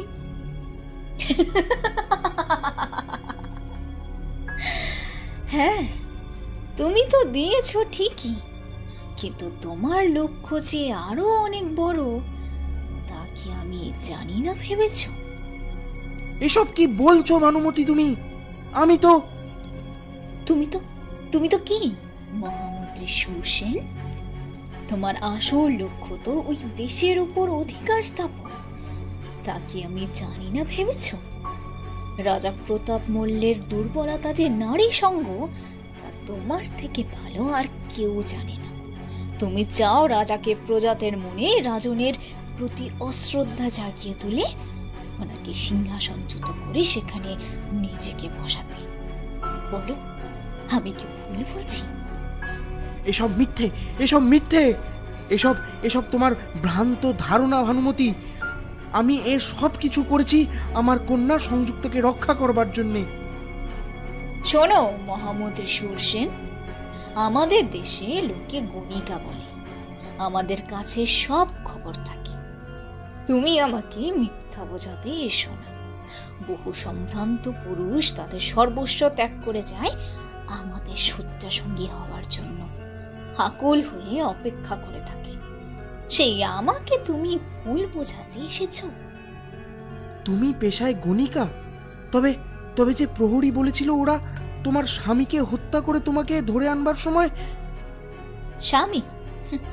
রাতে সবাই আমাদের স্বামী, কিন্তু রাত পোহালে কেউ আমাদের চেনে না। এতক্ষণে আমার একটা দ্বন্দ্ব পরিষ্কার হলো। তুমি কেন এই 6 মাসে একবারও তোমার স্বামীর মৃত্যুর জন্য শোক করনি? ওই ভদ্রলোকের সাথে তোমার কোনো সম্পর্ক আদৌ ছিল না কি, তাই তো? না, ছিল না। আমি আমার পেশায় মানুষের থেকে অর্থের বিনিময়ে শরীর বিক্রি করি, কিন্তু তোমার মতো স্বার্থের জন্য রাজতন্ত্রের লোভে রাজার পিঠে ছুরি মারি না মহামন্ত্রী সুরসেন। এসব কি বলছো তুমি ভানুমতি? ঠিকই বলছি। আর এবার তোমাকেও পূরণ করতে হবে আমার চাহিদা, না হলে তোমার চক্রান্তের কথা আমি মহারাজকে জানিয়ে দিতে বাধ্য হব। অনেক দেরি হয়ে গেছে মহামন্ত্রী। আমি এখন একটাই জিনিস চাই, সেটা হলো স্বীকৃতি। আমি এই দেশের পাটরানী হতে চাই। আর হ্যাঁ, তোমাকে একটা ব্যাপার আমি জানিয়ে রাখি, প্রায় 6 মাস যাবৎ আমি এই অন্ধকার কুঠুরিতে বন্দি। সে কি বৃথা যাবে? তবে আমি সন্তান সম্ভবা, মহারাজের সন্তান, এই দেশের রাজ সিংহাসনের ভাবী উত্তরাধিকারী সে। আমার সন্তানকে এই দেশের রাজা না করা পর্যন্ত আমার মুক্তি নেই, আর তাকে এই দেশের রাজা হিসেবে প্রতিষ্ঠা করার দায়িত্ব তোমার। ভানুমতির কথায় চমকে ওঠেন মহামন্ত্রী সুরসেন। এ কি বলছে সে? হোক এই সন্তানের জন্ম হোক মহারাজের ঔরসে, কিন্তু সে তো বৈধ সন্তান নয়। তবে কি করে সে হতে পারে দেশের পরবর্তী নরপতি? দেশবাসী কি এই কথা ভালোভাবে মেনে নেবে, নাকি ভালোভাবে মেনে নেবেন বাকি দুই রানীমা সৌদামিনী? এ তো মহা পাপ হবে। সেটা দেখার দায়িত্ব তোমার মহামন্ত্রী সুরসেন, আমার নয়। সংযুক্তাকে যেমন তুমি ওই নরাধম পাষণ্ডর হাত থেকে রক্ষা করার জন্য আমাকে নিয়ে এসেছিলে, ঠিক তেমন এবার আমার হবু সন্তানকেও তোমাকেই রক্ষা করে রাখতে হবে। বলো, পারবে না? এ তুমি কি বলছো ভানুমতি? এ কি অসম্ভব! মন্ত্রীর কথায় দ্বিগুণ উৎসাহে চিৎকার করে হেসে ওঠে ভানুমতি। হাসির শব্দ এত তীব্র যে দুহাতে কান ঢেকে মাটিতে বসে পড়ে উজান। ও আর পারছে না, ওর কানের পর্দা এবার ফেটে যাবে। ওর মাথায় হাতুড়ির মতো আঘাত করছে ভানুমতির প্রতিটা শব্দ। ও চায় স্বীকৃতি, পাটরানী সৌদামিনীর আগে পাটরানীর স্বীকৃতি চায় ভানুমতি। এদিকে সেই গৃহে যে আরো একজন উপস্থিত তার কেউ লক্ষ্য করেননি, না মহামন্ত্রী সুরসেন, না ভানুমতি। সেই তৃতীয় ব্যক্তিটি ওদের আলোচনা সম্পূর্ণ শোনে, তারপর ধীর পায়ে হেঁটে বেরিয়ে যান সেই অন্ধকূপ কারাগার থেকে। তিনি একজন মাঝবয়সী মানুষ, কিন্তু তার বাহুতে তখনও অসীম শক্তি। ওনার ভিতর উদগ্র কামনার ছায়া, আর দু চোখে পৈশাচিক নিষ্ঠুরতা। তিনি দেশের সর্বাধিনায়ক রাজা প্রতাপ মল্ল। পরদিন ভোর হওয়ার আগে কয়েকজন পেয়াদা এসে বন্দি করে নিয়ে যায় মহামন্ত্রী সুরসেনকে। ওর চক্রান্তের শাস্তি হিসেবে ওর চোখে ঢেলে দেওয়া হয় গরম গলিত সীসা। চিরতরে ওকে অন্ধ করে দেওয়া হয়, যাতে রাজ সিংহাসনের দিকে আর কোনোদিন চোখ তুলে তাকিয়ে না দেখতে পারেন সুরসেন। আর ভানুমতি, সেই রাতের পর ভানুমতির কি হয়েছিল তার খোঁজ আর কেউ পায়নি। সে যেন কালের বুক থেকে হারিয়ে যায় চিরতরে। শুধু তার থেকে বহু বহু বছর পরেও যদি কোনো বন্দী ওই অন্ধকূপে সাজাপ্রাপ্ত হয়, তারা বলেছে নিশুতি রাতে তারা কোনো এক মহিলার তীব্র হাসির শব্দ শুনেছে, বা কখনো গুমরে কান্নার শব্দ, কিন্তু কেউ কোনোদিন তাকে আর চোখে দেখেনি। উজানদা, ও উজানদা। বলুর ডাকে ধর্মর করে উঠে বসে উজান। ওর দৃষ্টি খোলাটে, এক অদ্ভুত শূন্যতায় মোড়া। ভানুমতি কিন্তু আজও তোমার প্রতীক্ষায় আছে উজানদা। ওকে তোমায় ওর প্রাপ্য সম্মান, ওর প্রাপ্য অধিকার দিতেই হবে। আমাকে? হ্যাঁ উজানদা, তোমাকেই। আর তাই তোমাকে নিয়ে যাওয়ার জন্যই আমি এসেছি কালের অতল থেকে। আর এইবারেও যদি তুমি ওকে স্বীকৃতি না দাও, তবে ও নিজেকে পরিণত করবে এক ভয়ঙ্কর প্রেতিনীতে, যে সব কিছু ছাড়খাড় করে দেবে। এই বিনাশের একমাত্র তুমি আটকাতে পারো দাদা। তোমার এই জন্মের প্রতিটা মুহূর্তে আমি তোমার সাথে থেকেছি, কিন্তু আর সময় নেই। এবার আমাদের ফিরে যেতেই হবে সেখানে যেখানে তুমি ভানুমতিকে মেরে পুঁতে দিয়েছিলে। আমি? হ্যাঁ, তুমি, অর্থাৎ রাজা প্রতাপ মন্ত্র। কিন্তু এই সবের আমি কিছু জানি না বলু। আমি কি করে তোর কথা বিশ্বাস করব বল? তোমার এখনো আমার কথা অবিশ্বাস হচ্ছে? না না, মানে আমি কিছু বুঝতে পারছি না। আমি কি করব বলু? বাগমতী একমাত্র পবিত্র। বাগমতীর জলই পারে তোমাকে তোমার পথ দেখাতে। আর হ্যাঁ, রচনাদি আর সুমিদিকে সঙ্গে নিতে ভুলো না কিন্তু। ওদের কেন? এখনো বুঝতে পারোনি?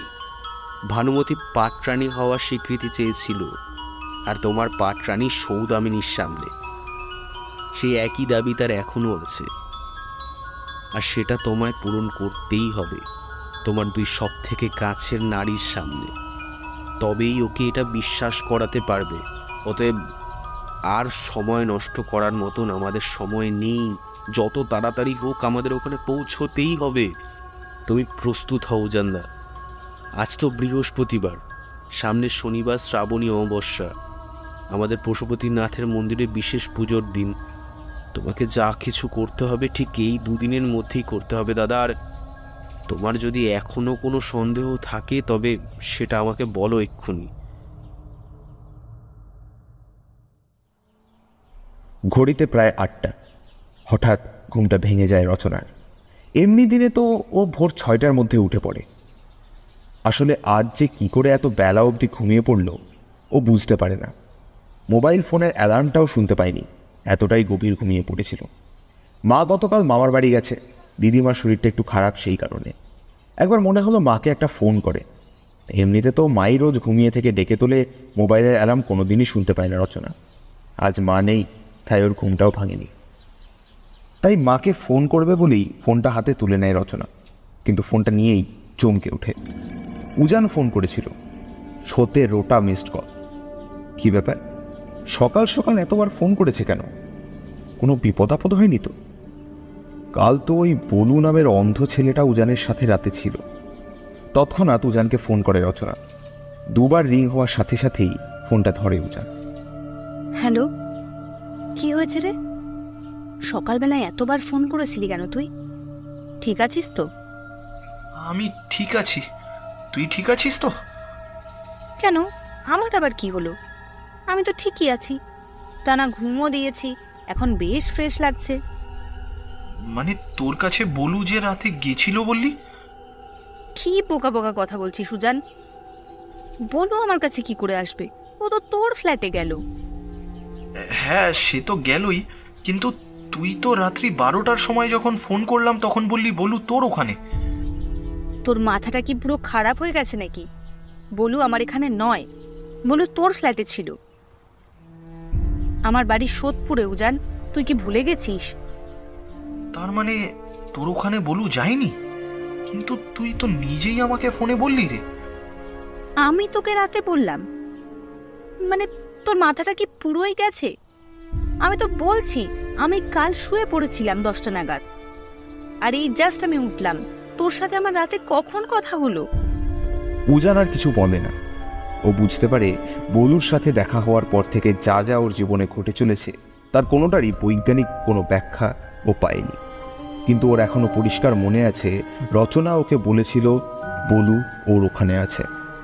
তাহলে বোধহয় ওরই শুনতে ভুল হয়েছে। শোন না রচনা, কাল আমাদের কাঠমান্ডু যেতে হবে রে, তুই যাবি তো? কাঠমান্ডু মানে নেপাল? কালকেই? এভাবে হয় নাকি? বলা নেই কওয়া নেই, হুট করে বললেই হলো নাকি? না রে, আমাদের যেতেই হবে। আমাদের মানে তুই আর আমি? বাড়ি থেকে পারমিশন দেবে না, বিয়ের আগে দুজন ঘোরাঘুরি নট অ্যালাউড। আমার বাবাকে তুই জানিস তো জান। না না, তা নয়, আমি তুই বলু আর সুমিকেও যেতে বলবো, আর সাথে ওর বয়ফ্রেন্ডকেও যদি সে যেতে চায়। আর আমার সাথে আমার এক ভাইও যাবে, ওর নাম ঈশান, আমার পিস্তুতো ভাই। ও একজন ট্রাভেল এজেন্ট। তুই কি খেপেছিস নাকি? ওই ছেলেটার কথা শুনে তুই এইসব করছিস? ও তোকে আবার নতুন করে কোনো গল্প বানিয়ে বলছে, তাই না রে? না রে, তা নয়, সত্যি আমাদের যেতে হবে। ওর গল্পে আমি নিজেও বিশ্বাস করছিলাম না, কিন্তু কাল রাতে ও আমাকে এমন কিছু বলেছে যেটা থেকে আমার বিশ্বাস হয়েছে যে ও ঠিকই বলছে। দেখ উজান, আমি এই কয়দিন আগে মাস 2 হবে নেপালে বেড়াতে গিয়েছিলাম। সেখানে আমি ওই সব কয়টা জায়গায় ঘুরে এসেছি। আবার এই কয়দিনের মধ্যে সম্ভব হবে না রে। তুই তো বুঝতেই পারছিস, আমার ফিনান্সিয়াল দিকটা তো একবার ভাববি, তাই না? সেটা তো আর তোর মতো নয়। ভাবিস না, খরচ সব আমার, তুই শুধু চল, তাহলেই হবে। আমি নিজে আজ কাকুকে বলে ম্যানেজ করছি। ঠিক আছে, যদি মা বাবা আপত্তি না করে তাহলে আমরা যেতেই পারি। আমার তাহলে তাতে কোনো আপত্তি নেই। আমার যাতায়াতের সব খরচ কিন্তু তোর, পাক্কা? একদম পাক্কা। আমি এক্ষুনি সুমিকে ফোন করেই তোর বাড়িতে যাচ্ছি, গিয়ে কাকুর সাথে কথা বলবো, ঠিক আছে? ঠিক আছে, দেখ যা ভালো বুঝিস।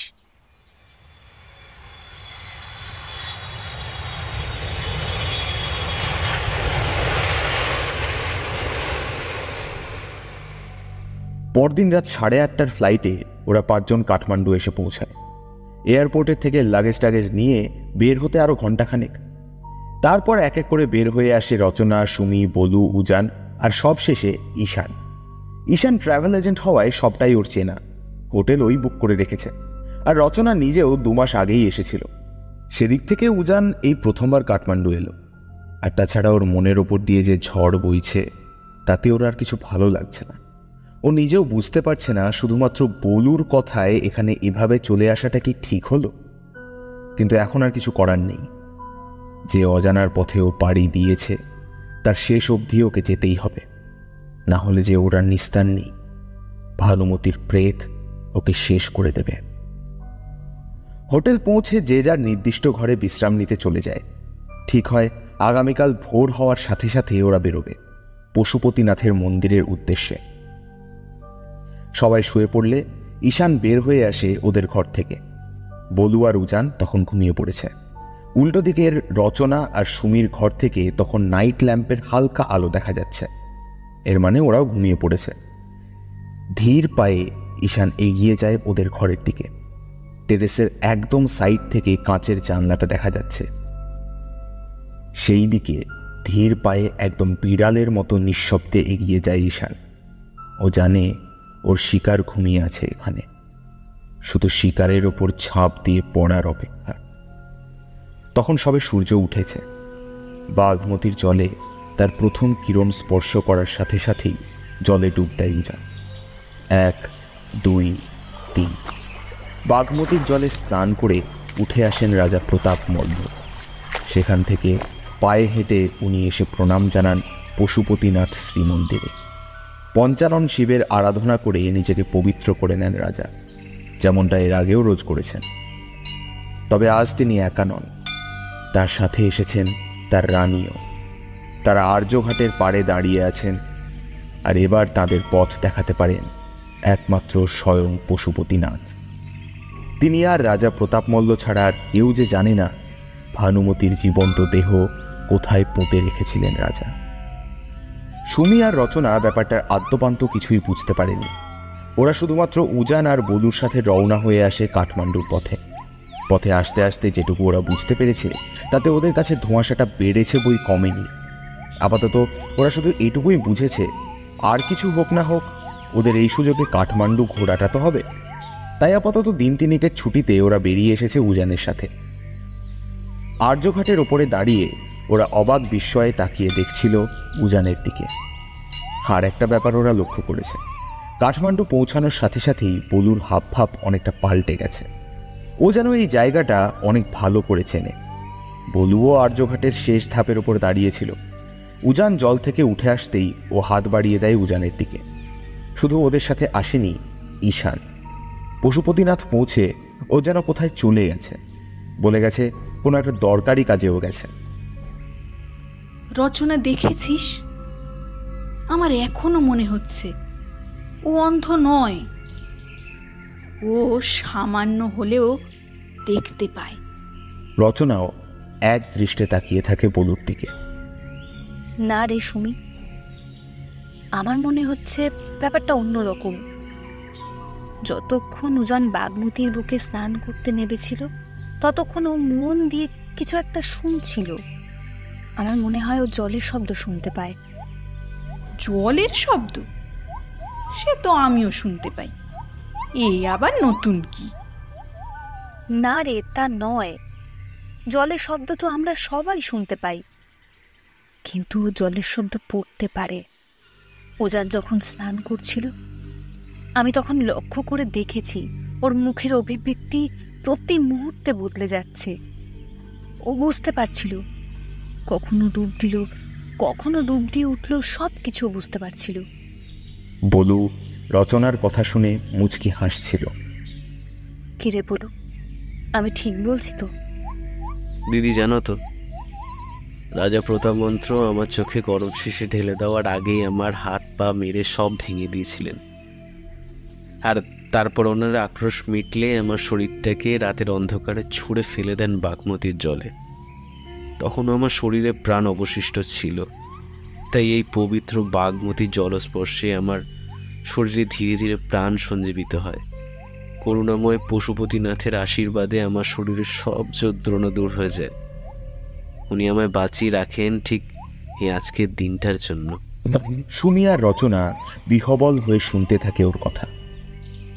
রাজা প্রতাপ মল্ল যদি ভানুমতিকেই জলে ফেলে দিতেন তবে ও নিজেও উদ্ধার লাভ করতে পারত, কিন্তু সেটা উনি করেননি। ওর শরীরটা এমন কোনো একটা জায়গায় রেখে দিয়েছিলেন যে সেটা মুক্তি লাভ করতে পারেনি আজও। সে আজও বেঁচে আছে মনে শুধু রাজার স্ত্রী হবার স্বীকৃতির অভিলাষ নিয়ে। ওরা আশা রাজা প্রতাপ মল্লকে পূর্ণ করতেই হবে, নাহলে যে কিছুতেই মুক্তি হবে না ওর। উজান পশুপতিনাথ মন্দির থেকে বেরিয়ে সোজা হাঁটা দেয় পশ্চিম বরাবর। ও কি রাস্তা চেনে? কোথায় যাচ্ছে ও? মন্দির সংলগ্ন দোকানের সারি পার হয়ে ও উঠতে শুরু করে একটা পাহাড়ের খাড়াই ঢাল বরাবর। সুমিয়া রচনাও ওর পেছন পেছন আসতে থাকে, কিন্তু কিছু দূর এগিয়ে সুমির হঠাৎ খেয়াল পড়ে বলু কোথায়। ও তো চোখে দেখতে পায় না। এই অবস্থায় ও পাহাড়ের ঢাল বরাবর উঠবে কি করে? পিছন ফিরে তাকাতে গিয়েই শিউরে ওঠে সুমি। পরিষ্কার বলুর গলা, একদম ওর কাছে। দিদি, আর আমার দরকার নেই, আমি আমার কাজ করে দিয়েছি। আমি তবে এবার বিদায় নিলাম, আসি। একটা ঠান্ডা শীতল হাওয়া সুমি আর রচনাকে ঘিরে কয়েকটা চক্কর দিয়ে এগিয়ে যায় সামনের দিকে। ওর কাজ শেষ, এবার ওকে ফিরে যেতে হবে ও যেখান থেকে এসেছিল। উজান একটা পাথরের ধাপের ওপর বসে গায়ের জোরে সেই পাথরের ঢাকনাটা সরিয়ে ফেলে। একটু নিচে নেমে গিয়ে খুব সাবধানে তুলে নিয়ে আসে একটা নরকঙ্কাল। তার শরীরে মাংসের লেশ মাত্র নেই।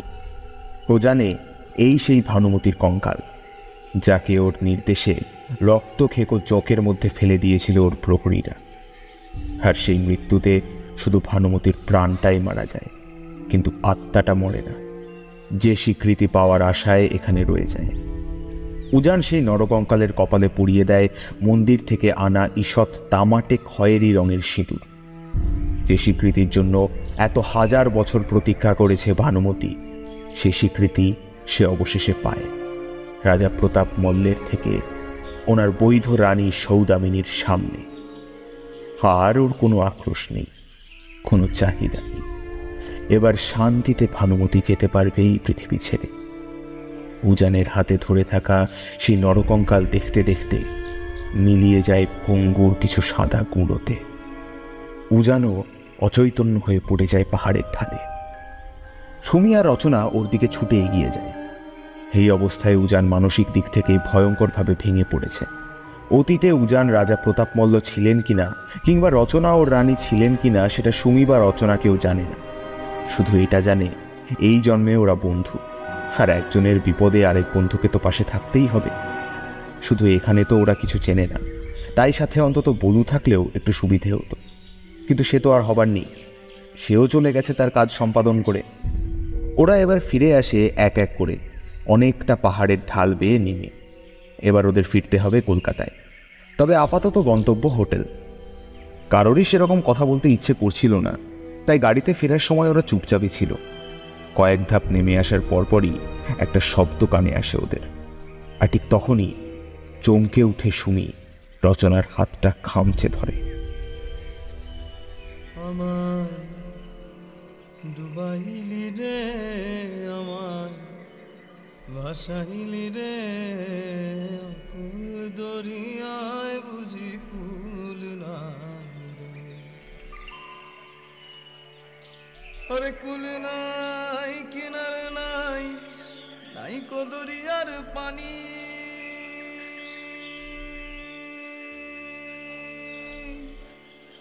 এই গানটা কি সুন্দর গাইছে গায়ক, কিন্তু এই কাঠমান্ডু শহরের প্রান্তে কেউ বাংলা ভাটিয়ালি গান কি করে গাইছে?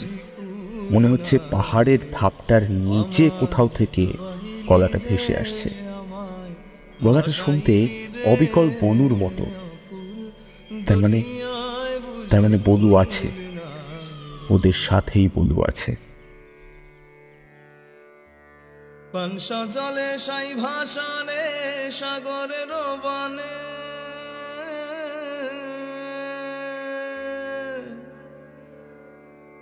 পানসা জলে সাই ভাষায় সাগরের বানে আমি জীবনের ভেলা ভাসাইলাম, জীবনের ভেলা ভাসাইলাম, কেউ না তা জানে রে অকুল দরিয়ায় বুঝি কুল নাই রে। আমায় ডুবাইলি রে আমায় ভাসাইলি রে, অকুল দরিয়ায় বুঝি কুল নাই রে। আমায় ডুবাইলি রে আমায় ভাসাইলি রে, অকুল দরিয়ায় বুঝি কুল নাই রে। রাত তখন প্রায় 12:30। রচনা আর সুমির ঘর থেকে একটা ছায়া মূর্তি বেরিয়ে আসে। হোটেলের ম্যানেজারকে বলে গাড়ির ব্যবস্থা করাই ছিল। গাড়িটা রওনা দেয় আর্যঘাটের দিকে। আর গাড়িটা রওনা দেওয়ার পরপরই আরও একটা গাড়ি তাকে পিছন থেকে ফলো করতে শুরু করে, যাতে আছে মোট 4 জন মানুষ। ঈশান, উজান আর 2 জন মানুষ, যাদের এই পরিস্থিতিতে ওদের ভীষণ দরকার। সামনের গাড়িটা থেকে কিছুটা দূরত্ব বজায় রেখে ওই গাড়িটা চলতে থাকে। মন্দির চত্বরে গাড়ি পৌঁছলে তার থেকে নেমে আসে একজন মানুষ। সন্তর্পণে এগিয়ে যেতে থাকে ঠিক সেই পথ বরাবর যে পথ দিয়ে উজান সকালে গিয়েছে।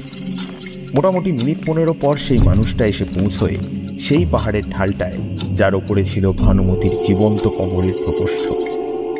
আজ শ্রাবণী অমাবস্যা। এখানকার প্রথা মেনে চারপাশে হালকা একটা আলোর বিচ্ছুরণ। তার মাঝে সেই মানুষটা উঠে চলে পাহাড়ের ধাপ পেয়ে পেয়ে। ওকে যে ওর লক্ষ্যে পৌঁছতেই হবে। আর ওকে পেছন থেকে ফলো করে আসে ঈশানরা। কোথায় যাচ্ছে সেই ছায়ামূর্তি? আর কেনই বা যাচ্ছে? কি চায় সে? সেই পাথরের প্রকোষ্ঠে পৌঁছে ভিতরে ঢুকে যায় সেই ছায়ামূর্তি। আর সময় এক্ষুনি ভয়ানক কিছু ঘটে যাওয়ার আগে ওকে আটকাতেই হবে। ঈশান আর উজান প্রায় দৌড়ে যায় সেদিকে। দুটো জোরালো টর্চের আলো গিয়ে পড়ে নিচের মানুষটার মুখে। রচনা? রচনার চোখে মুখে তখন গভীর হতাশা, দৃষ্টি শূন্য ঘোলাটে। উজানের ডাক শুনে ফ্যাল ফ্যাল করে তাকিয়ে থাকে ওদের দিকে। উজান আর ঈশান ওকে ধরাধরি করে তুলে নিয়ে আসলে ও প্রায় অচৈতন্য হয়ে পড়ে যায় উজানের হাতে। আর কাকু কাকিমা এগিয়ে আসলে উজান রচনাকে ওনাদের হাতে তুলে দেয়। এবার ফেরার পালা। রানী সৌদামিনীর এখন বিশ্বাস হয়েছে ওই পাথরের গহ্বরে সেই রাজ পরম্পরার প্রতীক হিরে খচিত কোমরবন্ধটা নেই, যেটার আশায় এই এত গল্প মনে মনে বুনেছিল রচনা।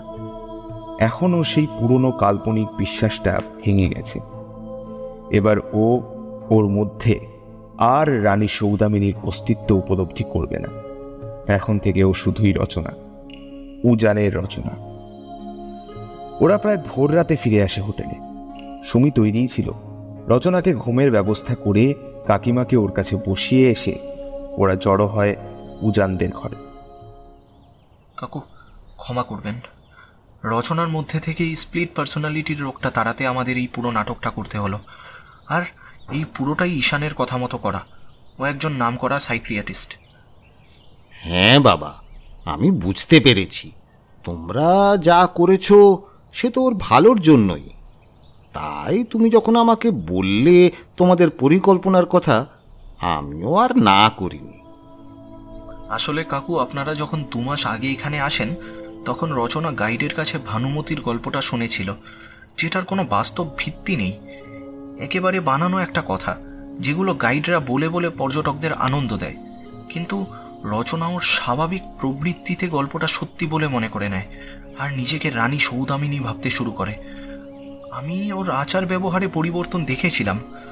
ও লাইব্রেরি থেকে পুরনো রাজবংশের ইতিহাসের বই তুলে পড়তে শুরু করে। আর ক্রমেই ওর মনে সেই সব বিশ্বাস আরও বদ্ধমূল হতে শুরু করে।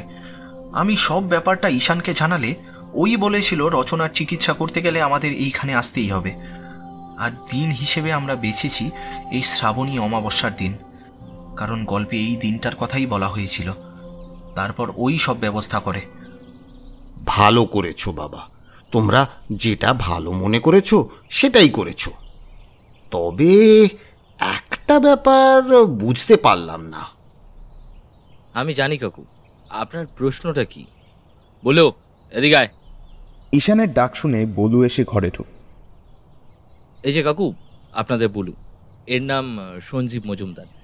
এখনও পড়াশোনা করছে, ফিজিক্স অনার্স, আর কলকাতা বাংলা ব্যান্ডের একটা দলের লিড ভোকালিস্ট। বলু ওরফে সঞ্জীব ঘরে ঢুকতেই সবাই হেসে ওকে জড়িয়ে ধরে। সত্যি অসাধারণ অভিনয় করেছে। সত্যি বলতে কি, ওই তো এই পুরো ঘটনার সূত্রধর। ও না থাকলে তো কিছুই সম্ভব হতো না। সবাই হো হো করে হেসে উঠে সঞ্জীবকে স্বাগত জানায়। আর ঠিক তখনই দুম দুম দুম দুম করে দরজা ধাক্কা দেওয়ার শব্দ। সুমি ছুটে গিয়ে দরজা খুললে দেখা যায় রচনার মা দাঁড়িয়ে, চোখে মুখে ওনার ভয়ের ছাপ স্পষ্ট। কি হয়েছে কাকিমা? আপনি এরকম বিচলিত কেন? রচনা কিরকম যেন করছে। ঈশান গতকাল রাতে সুমিকে একটা সাউন্ড রেকর্ডার দিয়ে এসেছিল রচনার সব কথা রেকর্ড করার জন্য।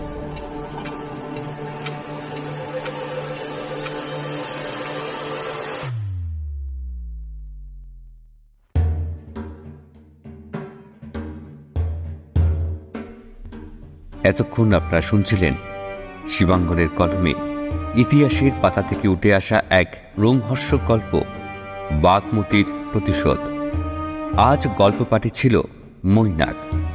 অন্যান্য চরিত্রে শ্রেয়া গোস্বামী, সুপ্রভাত, ঈশান, ইন্দ্রজিৎ, শিউলি, মোনালিসা, সৌরভ সাহা ধনী, দেবজিৎ, প্রদ্যুৎ নাথ, পার্থ প্রতিম দাস, প্রত্যুষা, দেবজ্যোতি ও সৌরভ রায়।